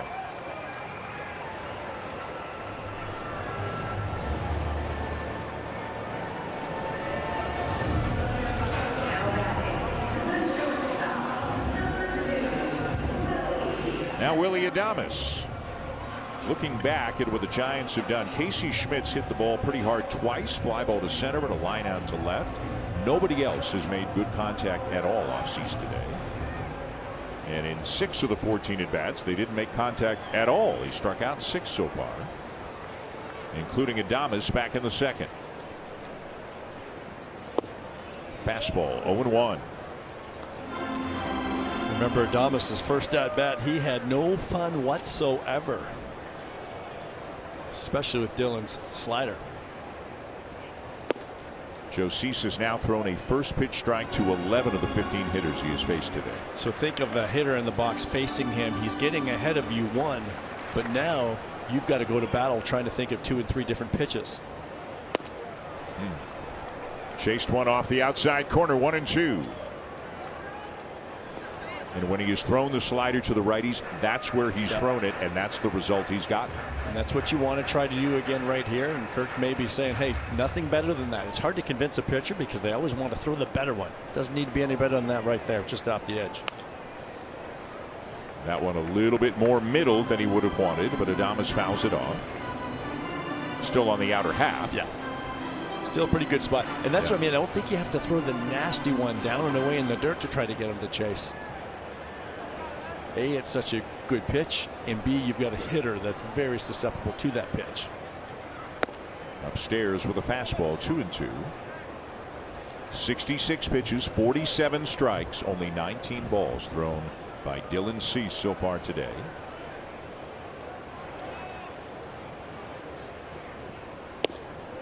And Adames won't chase that one. It's 3-2.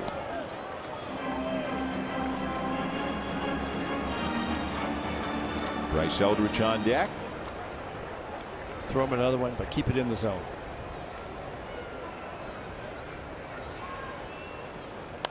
Fastball foul back.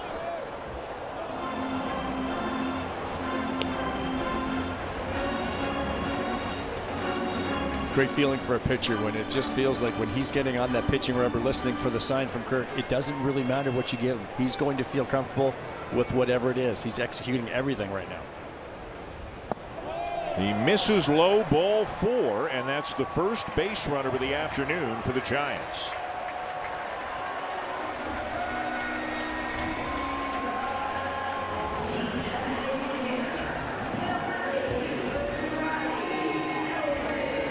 So now he's going to pitch from the stretch for the first time today with Bryce Eldridge coming up. Eldridge was called out on strikes in the 3rd.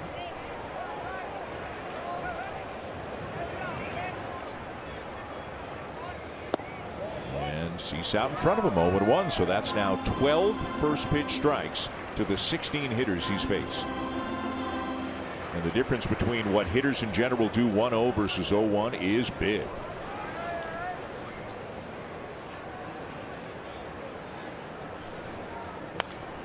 Found it back, 0-2.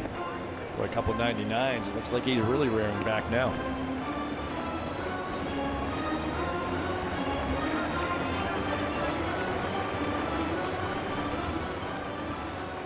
Yeah, his lowest velocity with his fastball today was in the 1st inning. Yeah. 0-2. And he has gone to that changeup in 2 strike counts to left-handed batters a lot today with a lot of success, but he missed high there.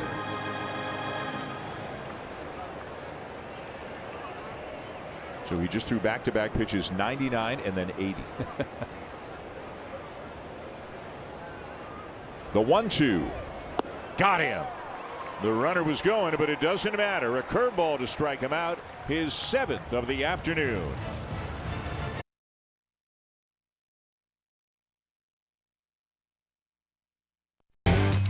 Sign up to become a Rogers customer and watch for Canada's winning inning.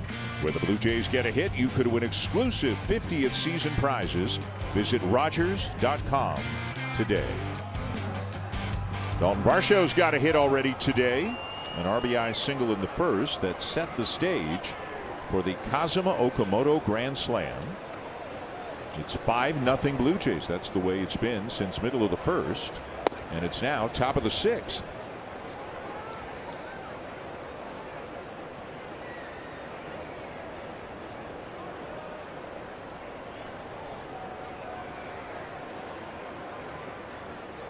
Dalton Varsho's first big league home run came right here in San Francisco. It was 2020. He was with the Arizona Diamondbacks. And he hit a laser of a line drive out to right that landed in McCovey Cove. His first big league home run.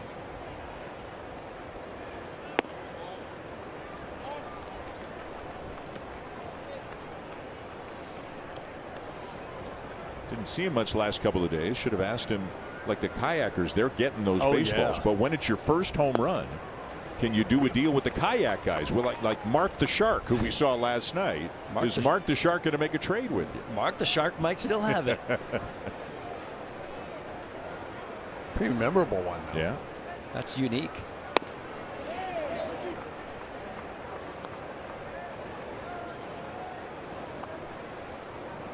On deck, Okamoto.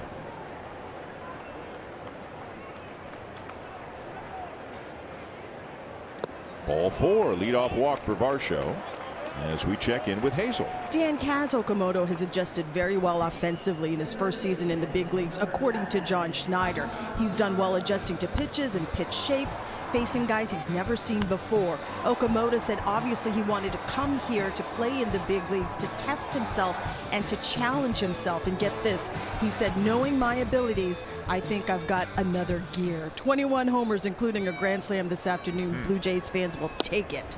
I'll tell you what, this gear has him 6th in the American League in home runs right now and 8th in the American League in RBIs. And remember, he had about a 3-week stretch where he was having all kinds of trouble, but he found his way out of it. There goes Varsho, and there's no throw. A stolen base for Varsho. He's now a perfect 8 for 8 on the season. But anybody, if you had said to anybody, hey, this guy's going to be top 10 in the American League in home runs and RBIs, everybody takes that. And if indeed getting more comfortable and familiar takes him to another level, even better. That ball that he hit out of the park today for the grand slam, I don't think he does that earlier in the season. We saw at the beginning of the year, a lot of teams were peppering him up and out over the plate. We saw some adjustments that he made, backing up in the box, moving a little closer to the plate, and then they were spinning the ball a lot. Grounded back to the mound. Webb thought about it, but will take the out at first. And a good job by Varsho reading how softly that ball was hit and advancing to third. Logan Webb is a gold glover. He fields his position very well, pops off the mound, and his first thought was that runner. He peeked, but Varsho got such a good jump. Smart to take the out. And you can see his catcher Haas pointing to first as well. So now the Giants are going to bring the infield in as Alejandro Kirk tries to drive in Dalton Varsho. Grounded out in the first. He flied out to right in the fourth. Webb's going to work from the windup. And it is popped up, foul territory, but it is playable for Devers. And Kirk, who's usually so good in these kinds of situations, cannot capitalize. Just not right yet. His last at bat, he got a cutter from Webb that he popped up to right, and this is a sinker that ran in on him, ties him up. When he's right, he can hit a fly ball to right seemingly with his eyes closed, right, to get that runner in. And hitters will tell you oftentimes for a fly ball, you want the ball in so you can really just keep your hands in and shoot it out there. So here's Jonathan Clase, who is 0 for 2. He had the big hit in last night's game, as you know, the 3-run home run.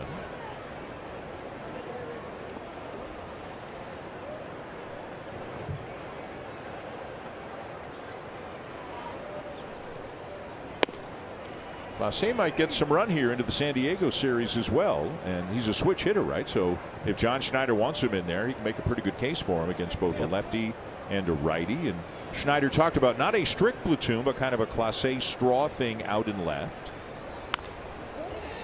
That is going to stay fair, go right over the bag to Devers. He'll make the play, and the Blue Jays will strand Varsho at third.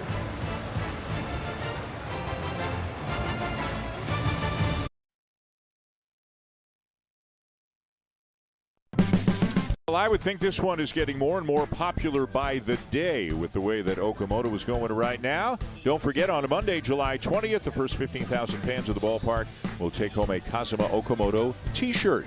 Secure your tickets now at bluejays.com/promotions. His grand slam, the big hit in the game. Dylan Cease may be the biggest story in the game, though, with the way that he is pitching today. Just one base runner for the Giants, and that was a 2-out walk in the bottom of the 5th to Willie Adames. This is Drew Gilbert, the number 8 hitter, leading off the bottom of the 6th. Gilbert struck out his first time up.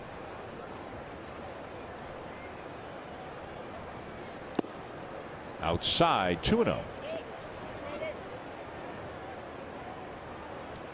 Dillon's fastball continuing to tick up, seeing some 99s.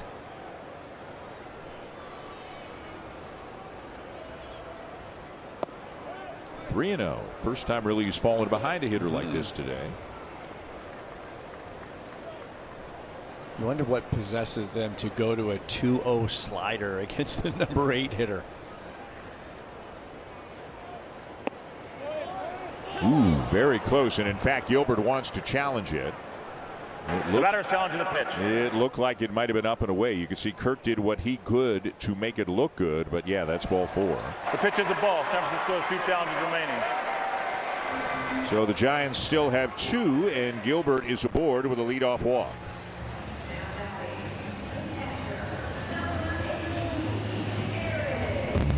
Now the number 9 hitter, Eric Haas. He struck out in the 3rd.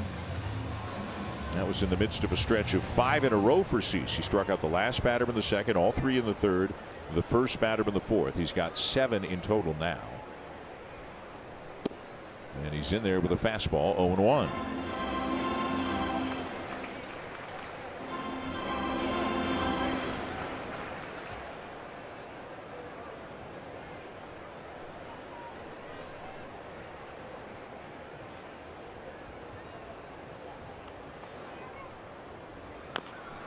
Grounded weakly and foul up the third baseline, 0-2.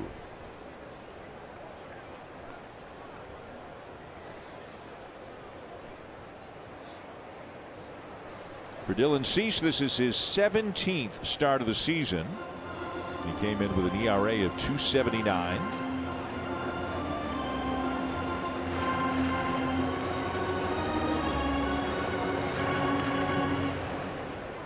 Made 2 starts against the Giants last year as a member of the Padres, so they have seen him, they know him, but they've been unable to solve him really so far today.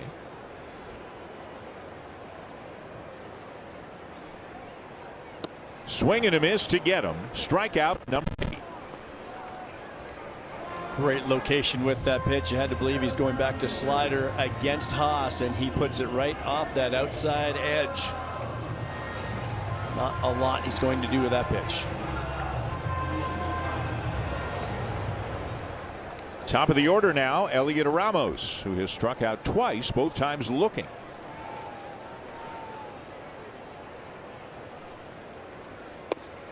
And he swings through this one. It's 0-1. Looks like at times Dylan will really try to get on that slider, really try to let it go, and it can work against you a little bit. That arm will trail a little bit because you fly open. Left that one up, but still got the swing and miss. And now out in front, 0-2.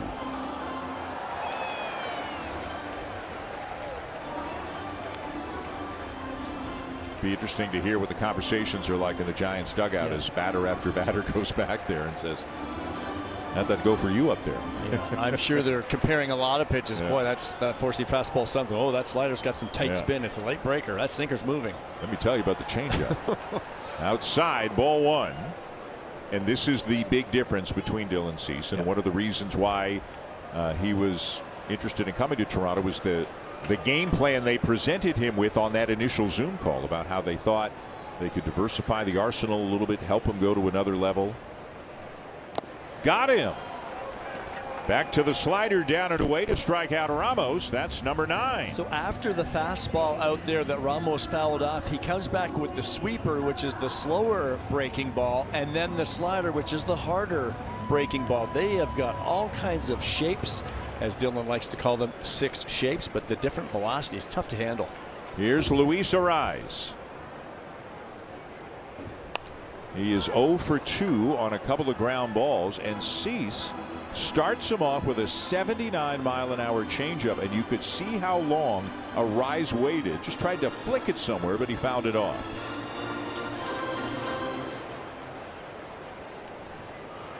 Remember how much he jammed him by that fastball last time up on the ground ball to second.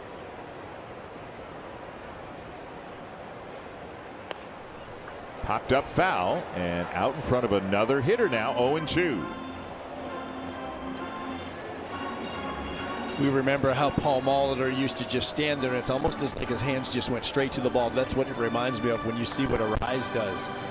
He gets in that stance rather stationary, and it just hands to the ball. You can see the other members of the rotation looking on, very interested in what Cease is doing right now here in San Francisco. The 0-2 pitch. Got a piece of it, but not much.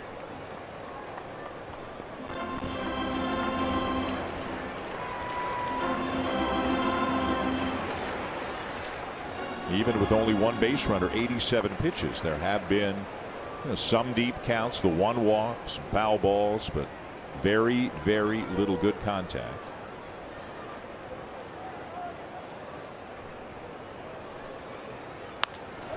And a ground ball to first. Guerrero's got it.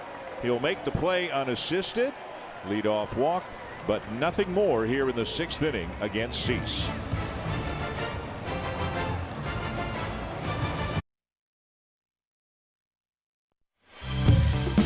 Fans, don't miss the premiere episode of The Blue Jays Way, a 7-part original series exploring the moments, memories, and milestones that shaped the franchise. Part 1, Founding Feathers, takes you back to the team's first season back in 1977. Watch it Sunday after the ball game on Sportsnet. 1977. 50th season. 5-0 top 7. Here's Andres Jimenez.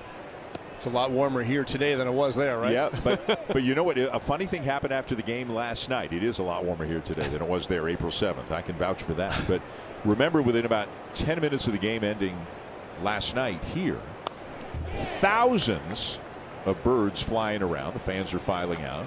And the birds know, oh, now I can go get some French fries. And it reminded me of Exhibition Stadium. Sure. Because that happened at the X. Brought you back to your youth. Yeah.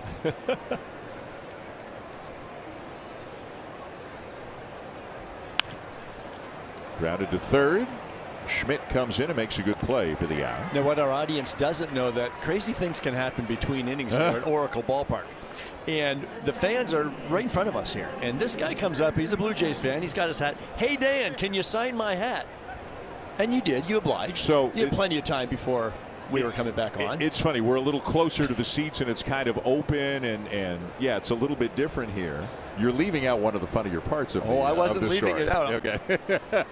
Just that he commented, you have the same haircut. Right. He goes, Dan, I love you. We have the same barber. And like a bald guy knows, if you want to get in good with a bald guy, you got to play the bald card. Automatic, so, right? Yeah. Here's Ernie Clement with a ground ball to short. Dug out at first by Devers, who's had an interesting day over there, a busy day. Yeah, it was kind of like, we're on the air here, but coming back in 3 seconds. Right. Yeah, I know, and he just handed you his hat. And he handed me his hat. Very nice guy. Yes. Dylan Cease having quite a game so far. He has given up 2 walks. Deep in thought, it looks like. In that dugout right now, nobody really getting near him right now in that first base dugout. Here's Nathan Lucas. Lucas is 2 for 3 today and has raised his average up 6 points to 291.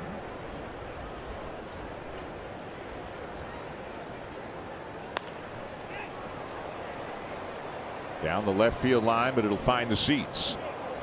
Boy, Logan Webb really just defines the art of pitching, though. We've seen him moving that ball all around the zone, changing speeds. Again, not an overpowering guy. Sinker's just going to be in that 91, 92 range. Great changeup. He's used that cutter effectively with these left-handed batters. Up and in. He's over 100 pitches already here with 2 outs, still going strong in the 7th inning. Of course, he had to throw a lot of them in the first inning when the Blue Jays got all 5 of their runs. The season high is 106 at 103 right now. But this is a guy who has led the National League in innings each of the last 3 years. He's a workhorse. He's not going to do it this year because he missed some time with a knee injury, but generally he's good for 200 innings. bouncing ball. Devers has it. Webb over to cover. The throw bounces by him. Webb just really had no shot at that, and Lucas is safe. Well, that wasn't ideal from Rafael Devers at first base. It's a tricky play anytime you have to feed the pitcher, but if you can set your feet and give him a good feed chest high so it's near his eyes, but Devers spikes this and tries to play the one-hop game. Just not a good effort at all. And of course, until last year, Devers a third baseman, right? But resisted the change to first with the Red Sox, became a first baseman here with San Francisco because they've got a guy by the name of Matt Chapman playing third here with the Giants. So Devers never a great fielder over at third, but still probably getting a little bit comfortable at first. It's a transition that Vladimir Guerrero Jr. made some years ago, much earlier in his big league career than Devers made the change.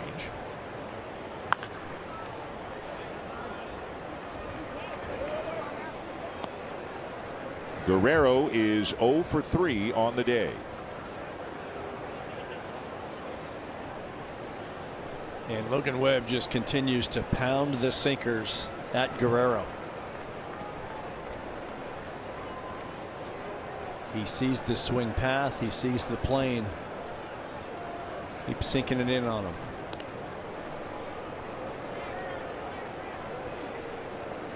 Most hitters, to get to that sinker for a right-hand batter, they'll see you have to catch it out front, like basically beat it to the spot. Don't let it get deep on you, because now you're coming over it and you're smothering it a bit. Try to catch that thing out front on the upswing. Pete Walker, Drew Butera talking with Dylan Cease. A soft liner to third, caught by Schmidt, and that'll retire the Blue Jays here in the top of the 7th. Dylan Cease on his way back out. Decisions presented by Sage, official finance software partner of Major League Baseball. Dylan Cease has allowed just 2 walks today. That is it to the Giants. He is at 88 pitches, Joe, as he makes his way back out for the bottom of the 7th. And you know there are things going through the mind of John Schneider. And pitching decisions will come down to how Dylan Cease does right here in the 7th inning. But for me, it's easy. It's his ball game. This is a guy that's been 100+ pitches 9 times already this year. He's proved his durability to you. Let him ride.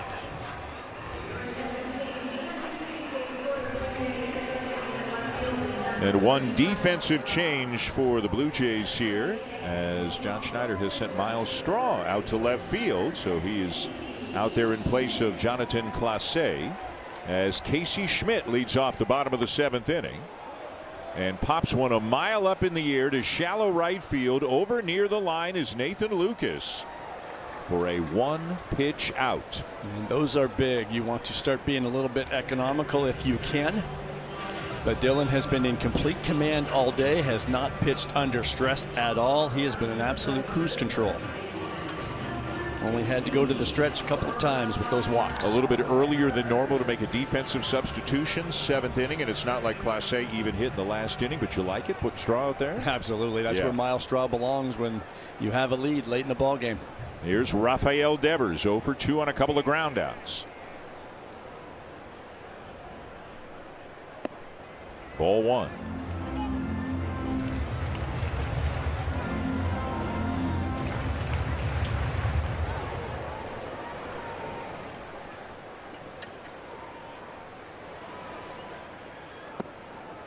And the slider just misses down and in for ball 2.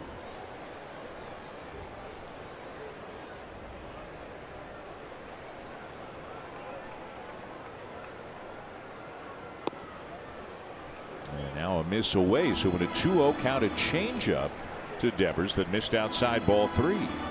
He does some funny things. We saw a 2-0 slider earlier to the number 8 hitter. But how do you question what he's doing today? Devers thought it might have been low, will not challenge it, and it's 3-1.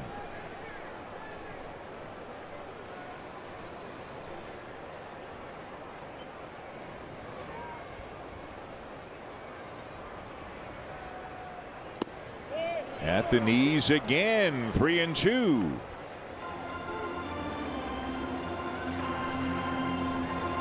I think Devers might want to hit more than he wants to walk right now, given what's going on. He wants to swing the bat. Up and away. Now he'll take the walk. The third given up by Cease.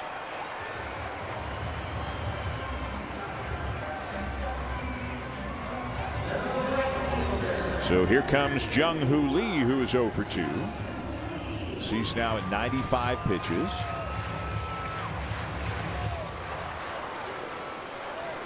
Devers being held on by Guerrero at first. And the first pitch to Lee. That's a strike, and it's 0-1. Still 98 here in the 7th inning, nearing 100 pitches.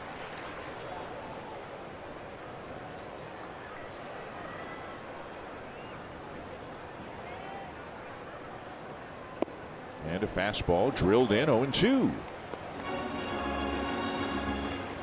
A lot of called strikes on that fastball today, and again, that's that unpredictability. You're thinking about all these other pitches. You're thinking the spin. As a left-hand hitter, you're definitely thinking about the changeup, and that four-seamer just freezes you. And he does throw the change. If he's been predictable at all today, it's been 2 strike counts to left-handed batters, and he's had great success with the changeup in those counts. And that was a real floater, real slow, 74 miles. 74. We'll have to ask him how he does that. 1 ball, 2 strikes. Check swing. The appeal did not go, and it's 2-2. And so here with just 1 out in the 7th, Cease is about to throw his 100th pitch.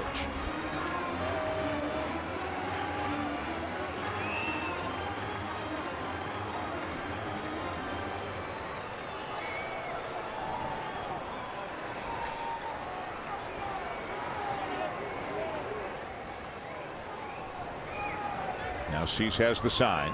Short lead by Devers. And the 2-2. Taken low, it's full. He's a tough guy to walk, but he's also a tough guy to strike out. A lot of contact from Lee.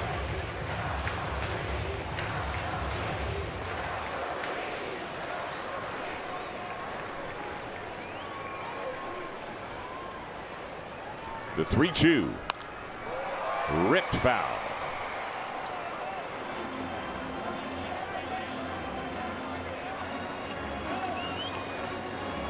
They don't have ball boys, ball girls here. They have ball dudes and ball dudettes. It's been a staple here in San Francisco for years. That's a ball dude. Souvenir for a young fan. Yeah. Part of the charm of the ballpark. People who have seen a few ball games. 3-2 again. Fastball fouled off, and Lee really making Cease work. This is what he will do. A lot of contact from Lee, and that's why he's hard to walk as well.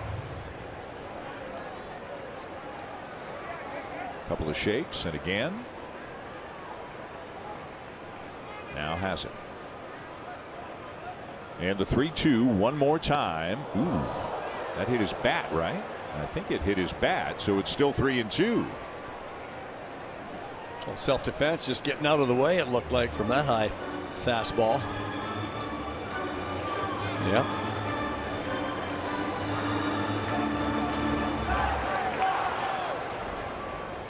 Already 8 pitches in this at bat.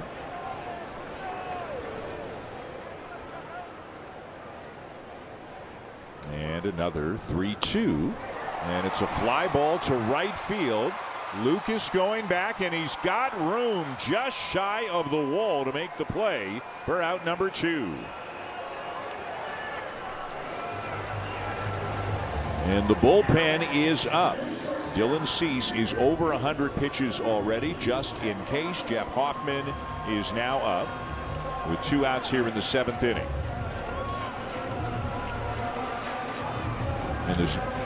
And there's no reason not to get somebody out. What are you smirking about over there? That darn 9-pitch at bat to Lee. That's what I'm smirking at. Yeah, this is the problem for Cease, is even when he's overpowering, the pitch counts can climb. Strike 1 to Willy Adames.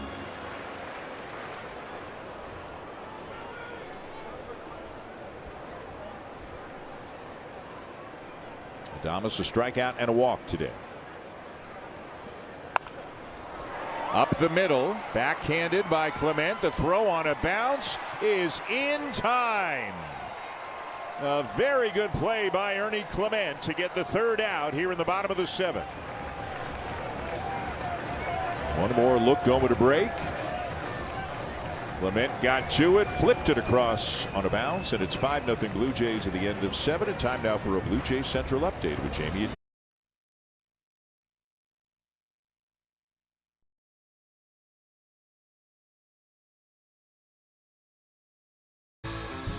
Fans, you could win dream vacations all around the world during Jackpot of the Summer from Jays Care. Prizes include trips to Hawaii, Costa Rica, Italy, and the Swiss Alps. Join in and get your tickets now at bluejays.com/5050 from participating provinces.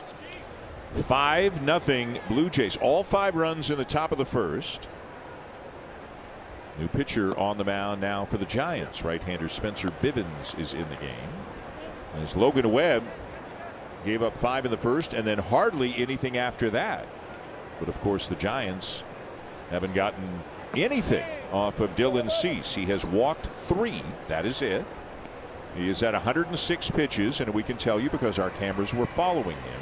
When he went into the dugout, he just disappeared down the stairs underneath, where of course we can't see him. Don't know if Pete Walker went after him or didn't see John Schneider go talk to him. There's Dylan, who appears to still be in the ball game.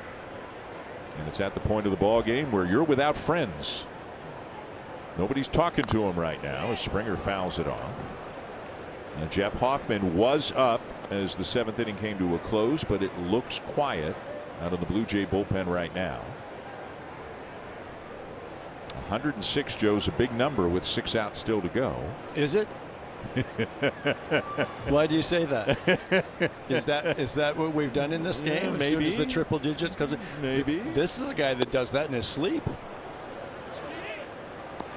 Very easy day. Very economical day in terms of stress levels. When you're cruising like that, I'll say that 106 is like 86. How's that? I like that your old school's coming out here. It's today. not old school. It's baseball. Strike 3 called. Springer wants to challenge. Batter is challenging the pitch. It's a strike. Boy, by the narrowest of margins. The pitch is a strike. Toronto exhausted their allotment of challenges. So you never know if Cease might want one in the bottom of the 8th or bottom of the 9th, but the Blue Jays are now out of challenges.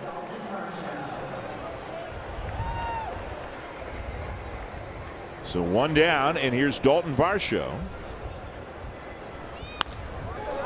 Up the middle and through. Good contact by Varsho for his 2nd hit of the ball game.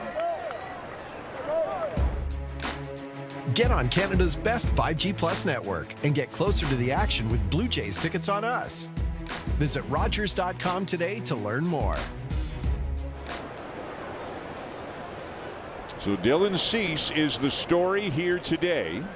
And again, it certainly appears that he is still in the ballgame. We have nothing to convince us otherwise. Here's Kazuma Okamoto, who's got the big hit of the game with a grand slam way back in the 1st. Tyler Rogers just getting up. The former Giant who has yet to pitch in the series. That was his first toss.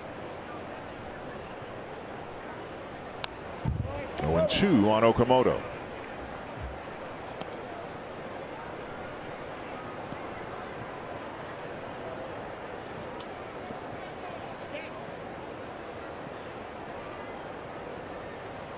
Varsho the lead. He's already got a stolen base in this game. And Okamoto out in front of it, pops it up, foul territory, third base side, but fortunately for him and the Blue Jays, it's out of play. Look at that sportsmanship. Picking up the mask to give it back to Eric Haas, the Giants catcher. Such a nice gentleman. There are guys that would do that, and I would say most. I always found the one that didn't, I'd kind of pick up my mask and look at him, make a little eye contact, like, not that I wanted him to, but come on, at least you could do. Lined up the middle, a base hit for Okamoto. Up to 2nd goes Varsho.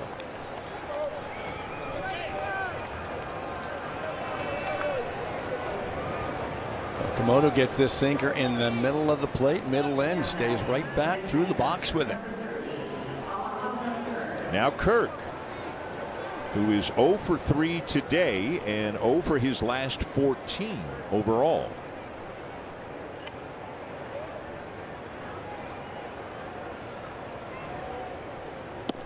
I mean, he's due for a line drive to right center, isn't he? That's kind of his patented stroke that we like to see when he is right. Maybe get one of these sinkers from Bivens. Stay inside it, shoot it that way. Sinker in that he fouled off third base side, 1-1.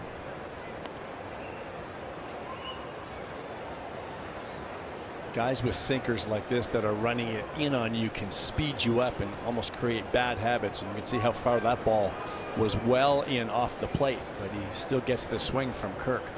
Good movement on the pitch, but he wants to get back to where he can handle something, stand inside it. Nobody's within about 25 feet of Dylan Cease in that dugout right now, and that's the way it's going to stay for now.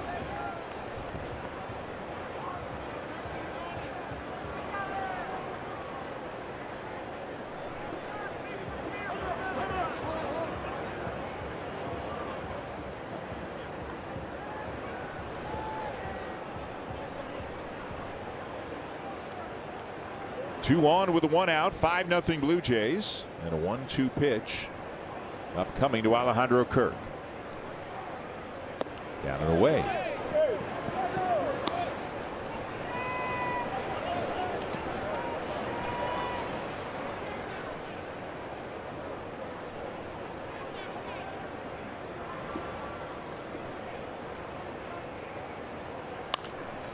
Now to play right side.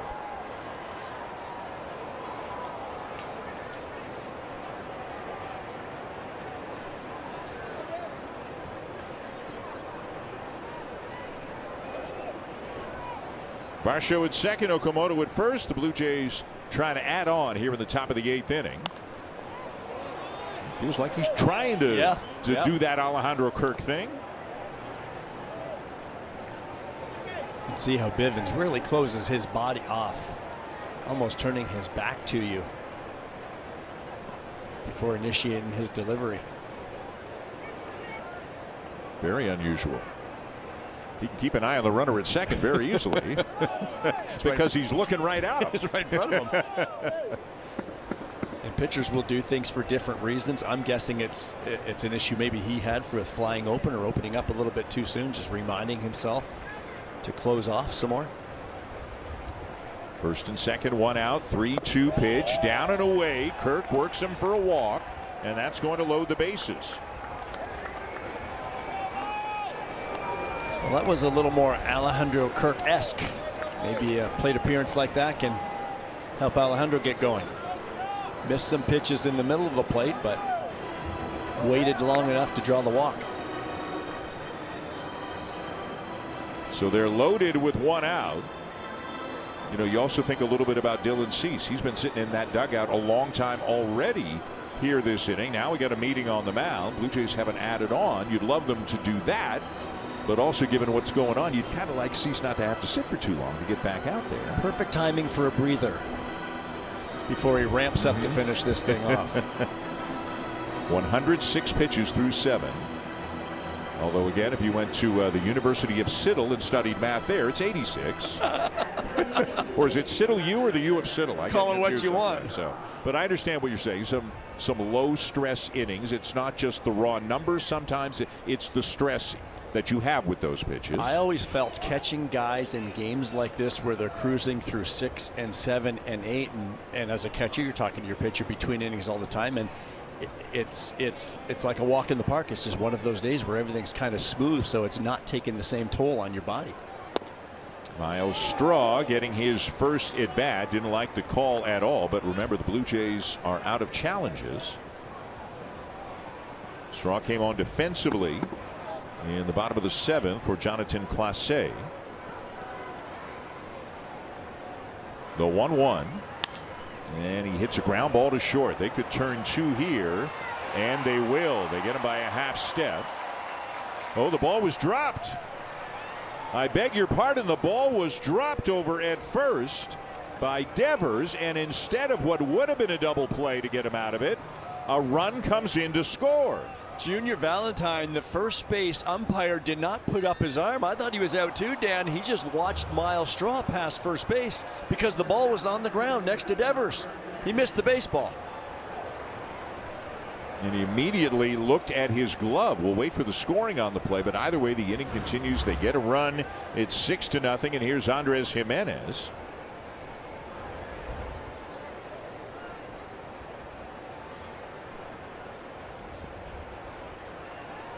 So first and third with 2 down. And Jimenez takes one a little bit inside.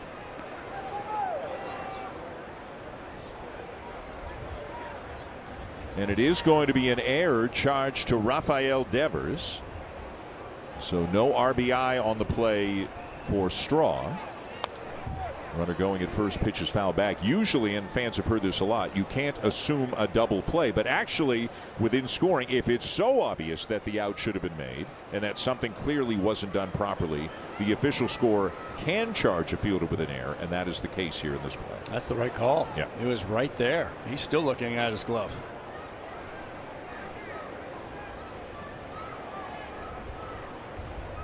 Runner goes again, and it's fouled off again.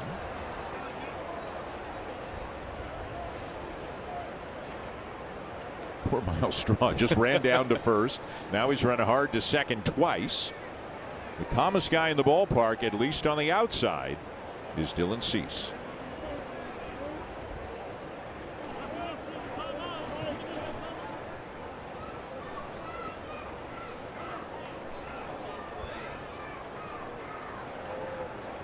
Looked like a timeout there from Jimenez, and maybe that's doing your Straw buddy a solid over there first base, letting him catch his breath.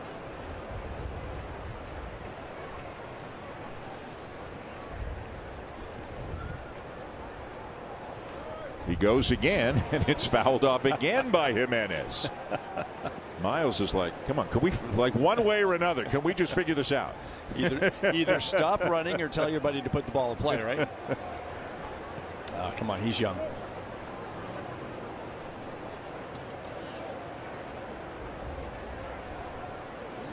Looks like he's looking at Mark Budzinski and saying, do you want me to go again? Keep doing what we're doing. There he goes. 4 in a row. So he's run around the bases now. He's done 360 feet. Now he should be able to take his time back to first base. Umpires helping him out a little bit. Yeah. The pitch clock just started. Has he got one more in him? Not going. And it's grounded foul. Good thing. I'm guessing he just took a pitch off and he'll go this one.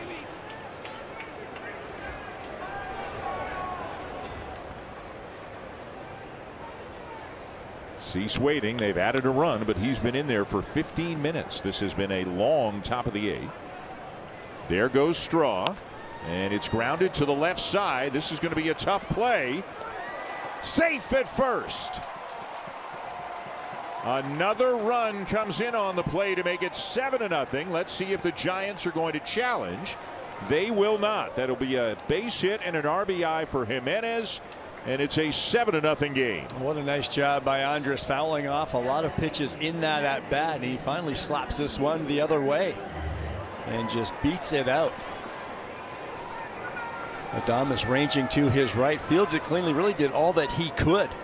Just a good job by Jimenez getting down the line.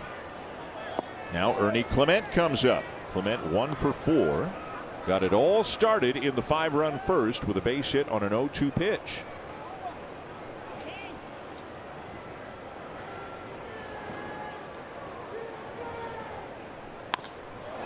Fly ball to center.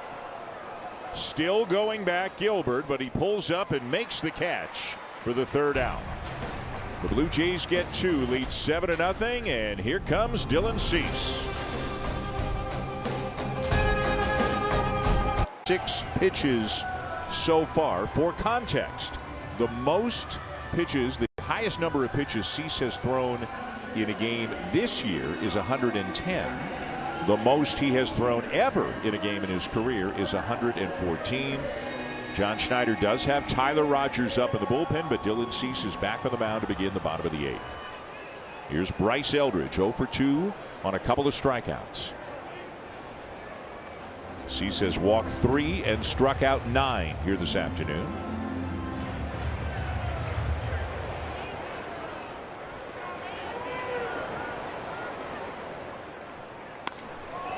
In the air to center, hit well. Varsho makes the catch. Racing back in left center, he hauls it in for out number 1.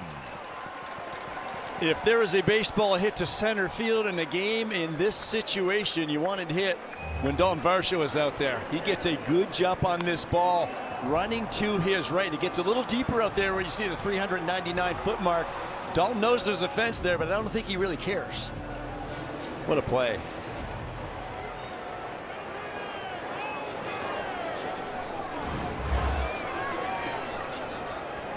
One down, here's Drew Gilbert. And he'll look at a fastball for a strike. Gilbert a strikeout and a walk today.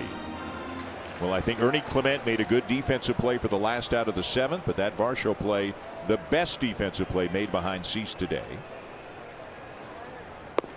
On the corner, 0-2.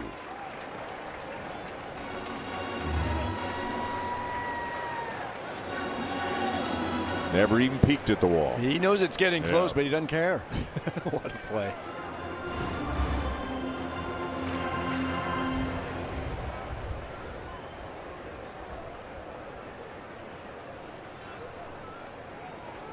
Swing and a miss. He got him. 2 down.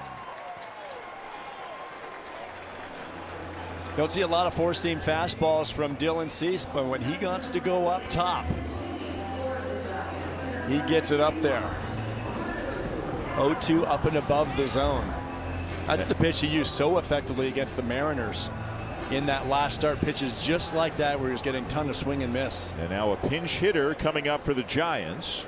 Drew Cavanaugh, left-handed batter, is going to pinch hit for Eric Haas, the starting catcher. He'll swing through a fastball at 98. On Dylan Cease's 112th pitch of the game, he is still throwing 98.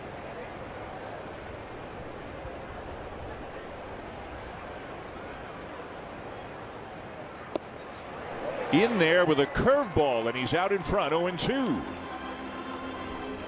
Love that he didn't fool around with Gilbert there. You get him 0-2, just go to that four-seamer. That's one way of being a little more economical as well.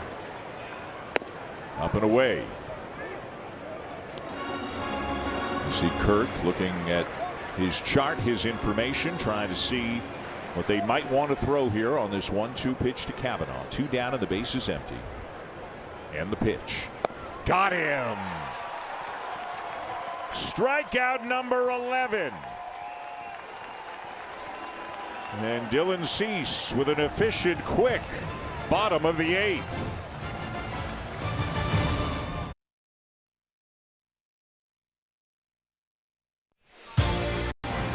No Blue Jays game tomorrow. Their next game comes your way Friday night from San Diego at 9 o'clock Eastern Time, 6 o'clock Pacific Time. Broadcast start on Sportsnet. That is the final series before the All-Star break. It is the top of the 9th inning. What a bottom of the 8th that was, with a great catch by Varsho and then back-to-back strikeouts by Cease, numbers 10 and 11. And we did not see anybody shaking his hand, patting him on the back. Nothing. Sure hope not. He is coming back out for the bottom of the 9th. New pitcher into the game, Ryan Walker, who pitched in last night's game for the Giants. Cease needed only 9 pitches in the bottom of the 8th inning. He is at 115. With Lucas Guerrero and Springer coming up here, top 9. Cavanaugh remains in the game to catch after pinch hitting for Haas. 3-0 on Lucas, who is 2 for 4.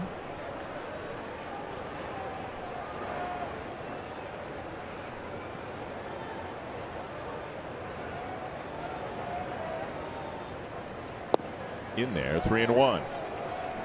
In the bottom of the ninth for the Giants, it'll be the top of the order. Elliot Ramos, Luis Arraez, and Casey Schmidt.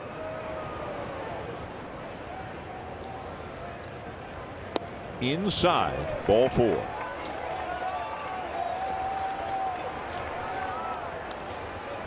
That'll bring up Guerrero, who is 0 for 4.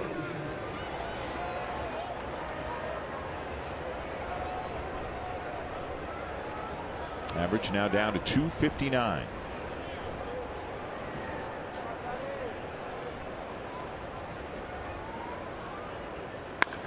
And he drills this ball to deep left center field. And it's gone.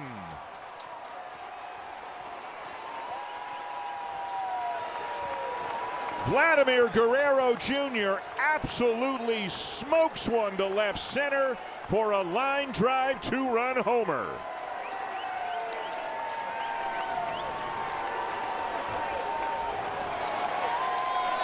Vladdy not waiting around at all. Gets a first pitch sinker and is right in the middle of the plate. That's how you get underneath the sinker and elevate it.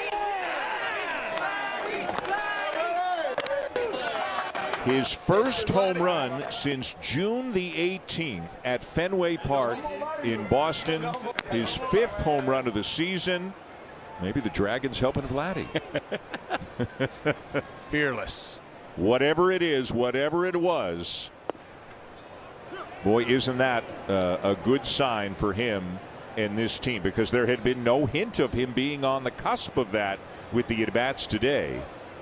But what a pretty Guerrero swing that was.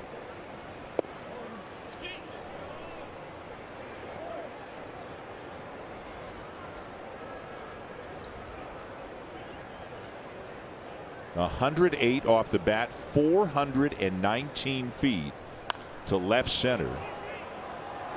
You know, Guerrero hit his first 2 major league home runs in this ballpark as a rookie way back in 2019. Well, has to feel good. Yeah, and look at how chatty he is and the smile. We haven't seen enough of that. Everybody wants to see more of that. Now Springer gets into one. This is going a long way to left center, and it's gone.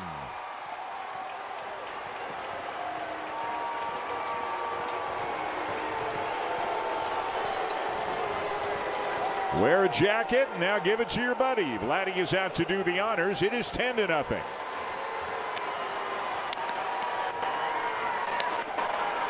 The second time the Blue Jays have gone back-to-back this year. That's a couple of excited guys right there in Guerrero and Springer, each of them hitting a home run. Welcome back, George.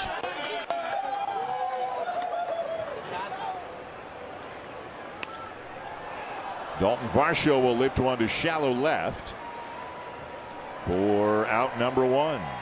Let's look at the Guerrero swing again. Well, I'm sure he's just thinking fastball against a guy like Walker, but whether he's trying to do something different, but he certainly got underneath that sinker, much different than what we've seen earlier today.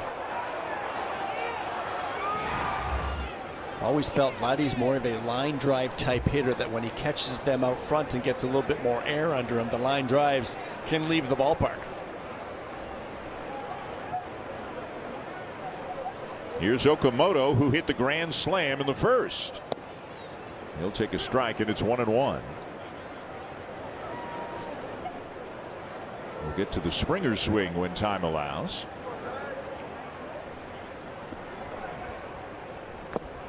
The kind of home run that Guerrero hit there, only maybe a handful of guys in the majors can hit. 419 feet on an 18-degree launch angle. Like, that's a line drive that just kept going and wound up on the other side of the fence. You have to be very good, very strong, and the mechanics have to be very good on that swing for a ball to be at that trajectory and to go that far. When you ask any one of his teammates or anyone around baseball, they just know the ball comes off the bat differently with Vladdy when he is right. We saw it all postseason long. Struggles continue this season, but you never know. Sometimes there's that one swing that might click. And now there's some Springer energy in the dugout as well. He is back. He hits one out. And it's another long top half of an inning for Dylan Cease. And you love what you just saw, obviously, from Guerrero and Springer. But there's a whole other storyline going on here today. It's a nice rest. Nice little rest before the ninth. Okamoto lifts one to right center. 2 down. That'll give us a moment now to look at the George Springer home run again. That's a good sign. George is all over this slider. It's hanging out over the middle of the plate, but you see how he stays on it so well. George, a much different looking swing than what we saw from Vladdy. He gets much more tilt in his swing, lean back. Gets that ball up in the air. And that was 415 feet. Neither one was a cheapie. Here's Alejandro Kirk. 0 for 3 with a walk.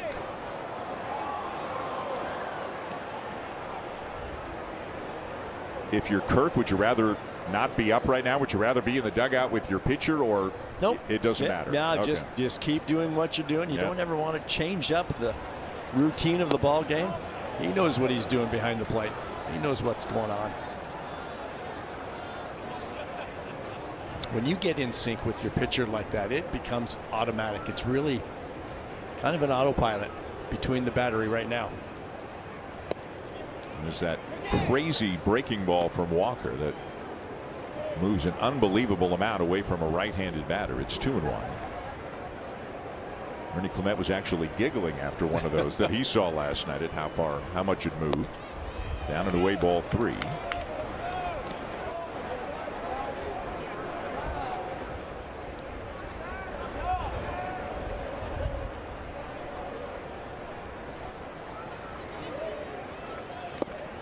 Now full.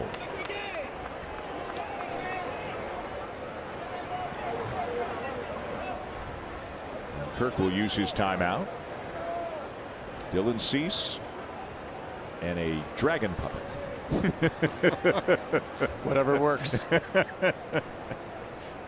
Both are having very good days so far here today. A lot of fearlessness there. Lined into right. It's a base hit for Kirk. It feels like Alejandro's had some good at-bats today, but finally it pays off for him. He did walk in his last plate appearance, but nice to catch this ball and drive it into right field. And now Cease is up off the bench doing some stretching, trying to stay loose. Here comes Miles Straw.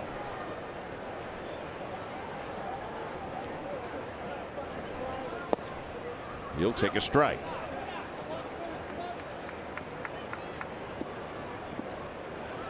Straw's second at bat reached on an error in the 8th inning. Blue Jays got 5 in the first, 2 in the 8th, 3 here in the 9th on a couple of home runs. Didn't go.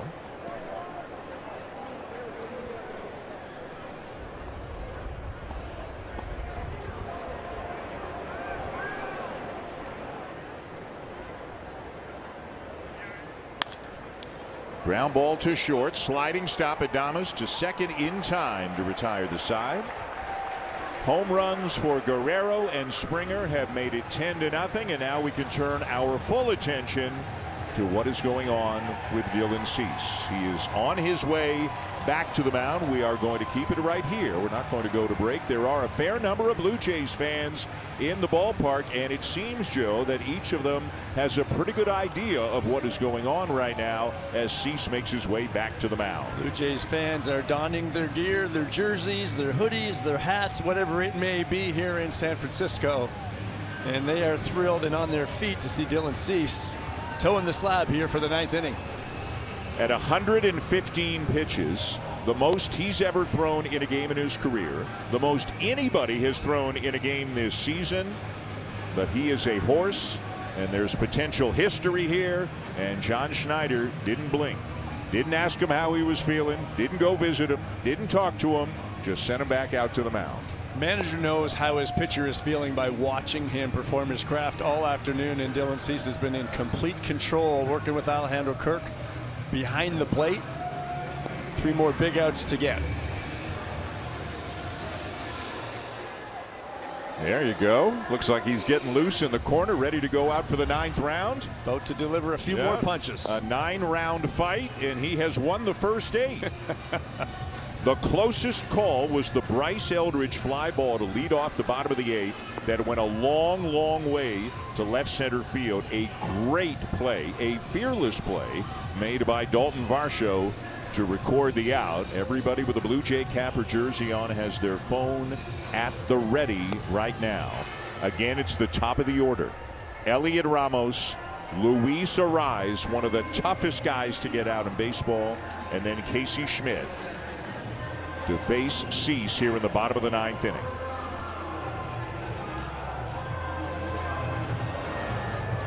Cease has walked 3 and struck out 11. 3 of those strikeouts have come against Elliot Ramos. And a first pitch fastball is in for a strike.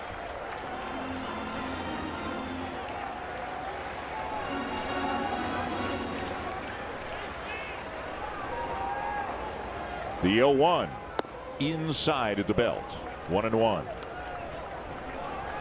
Everybody wants a good seat in the front row to watch this.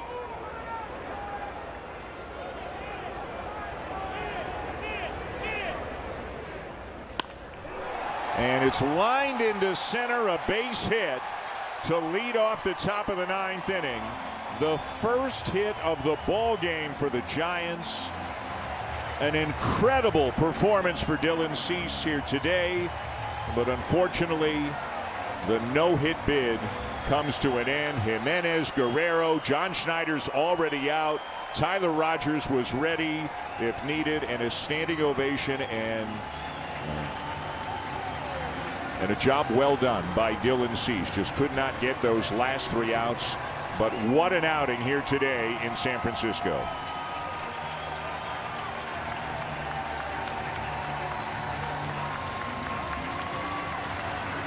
He has already had a no-hitter, by the way. 2 years ago, he threw a no-hitter against the Nationals. He was bidding to become only the 2nd Blue Jay to throw a no-hitter. Of course, Dave Stieb back in 1990. Congratulations all the way around.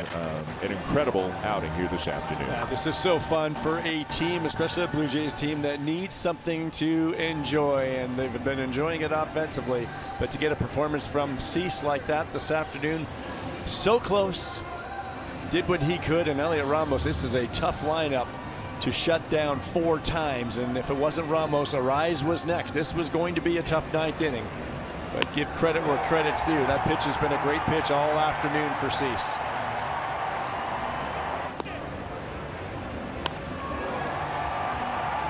Little backflip there from Ramos on the base hit. And Cease getting all kinds of hugs. That one from his manager. Again, he's had a no-hitter before. He also took a no-hitter into the 9th inning against the Twins when he was with the White Sox a few years back. Got 2 outs in the 9th inning and then had it broken up by Luis Arraez.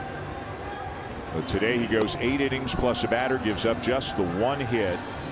Remember John Schneider telling us, yeah, what happens today could determine who I decide starts the All-Star game. I think Dylan Cease has made a little bit of a statement that, hey, Skip, maybe you could choose me. We'll see how it turns out. Cam Schlittler of the Yankees has had a great year, but you can't make a louder statement than Dylan Cease made this afternoon. Yeah, can't do much more than that. He mixed his pitches, and he's got a lot of very good pitches. That's what's made him a different pitcher in a Blue Jays uniform, and that was really on display this afternoon. So now Tyler Rogers comes in. This is his first outing of the series. Again, spent the better part of 7 years here as a Giant until he was traded to the Mets at the deadline last year. Arraez first pitch swinging, sends a fly ball to center. Varsho the catch. Nice to see Rogers get in this series, and you and I had talked, I think, on and off the air. 100% no matter what happens, John Schneider's going to make sure Rogers gets into the series. We didn't consider the possibility of a no-hitter. So while we all would have loved to have seen a no-hitter, it is nice that Rogers gets to pitch here because this place means a lot to him, and he means a lot to them. 7 years with some very, very good results here. Here's a fly ball to deep center. Way back there, but caught by Varsho. Schmidt is retired, 2 down. Boy, the Giants are getting it in the air off a guy who makes guys put it on the ground more than anybody. 2 well-hit balls. That went a little deeper to center field. Dalton had to turn a couple of different ways, but eventually lands under it easily.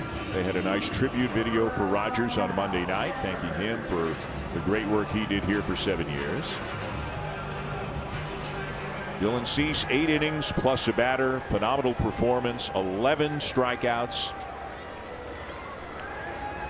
3 outs away from what would have been his second no-hitter and the Blue Jays franchise second no-hitter.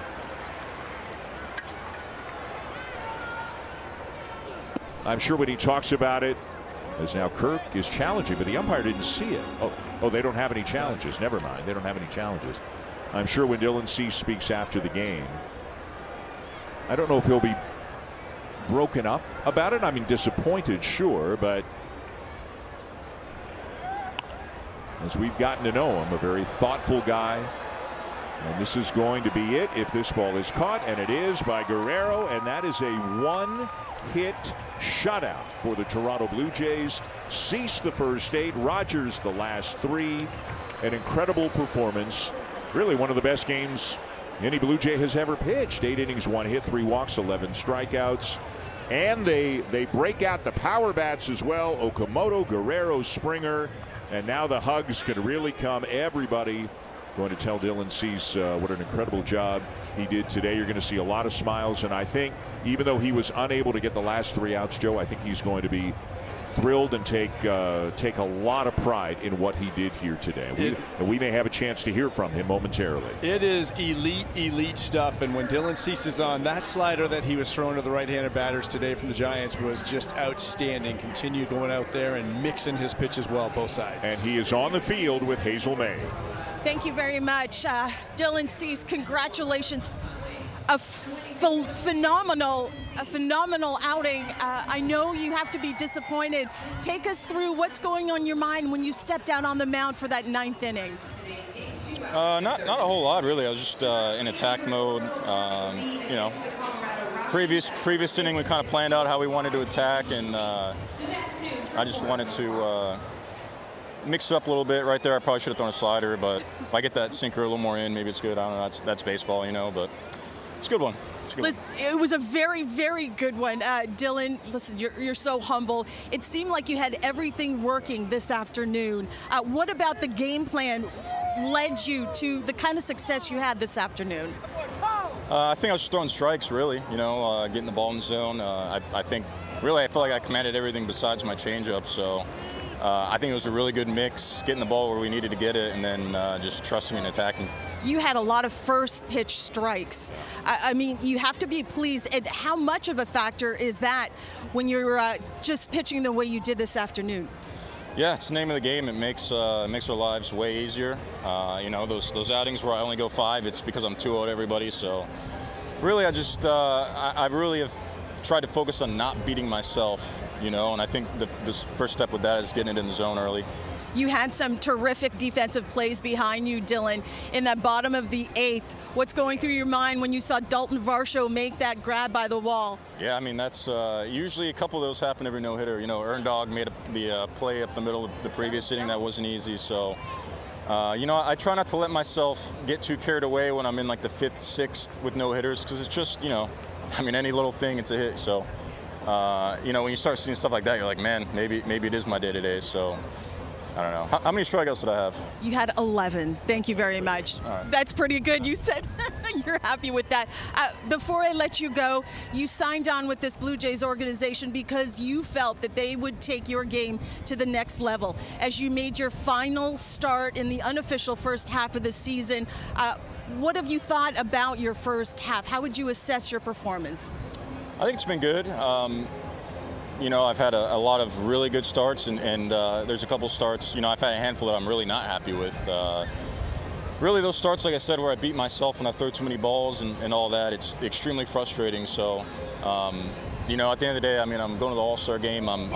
There's a lot of positives, but I don't know, I think as a pitcher, I'm always kind of focusing on the areas of weakness that we can improve. But it's been a great first half. I've really enjoyed it. I love Toronto, so let's just keep it going. I can tell you, Blue Jays fans are absolutely thrilled that Dylan Cease will be representing the Blue Jays organization in your very first All-Star. Listen, have a safe trip to Philly. We'll see you there, okay? I'll see you there. Thank you. All right, Dylan Cease, guys, back to you.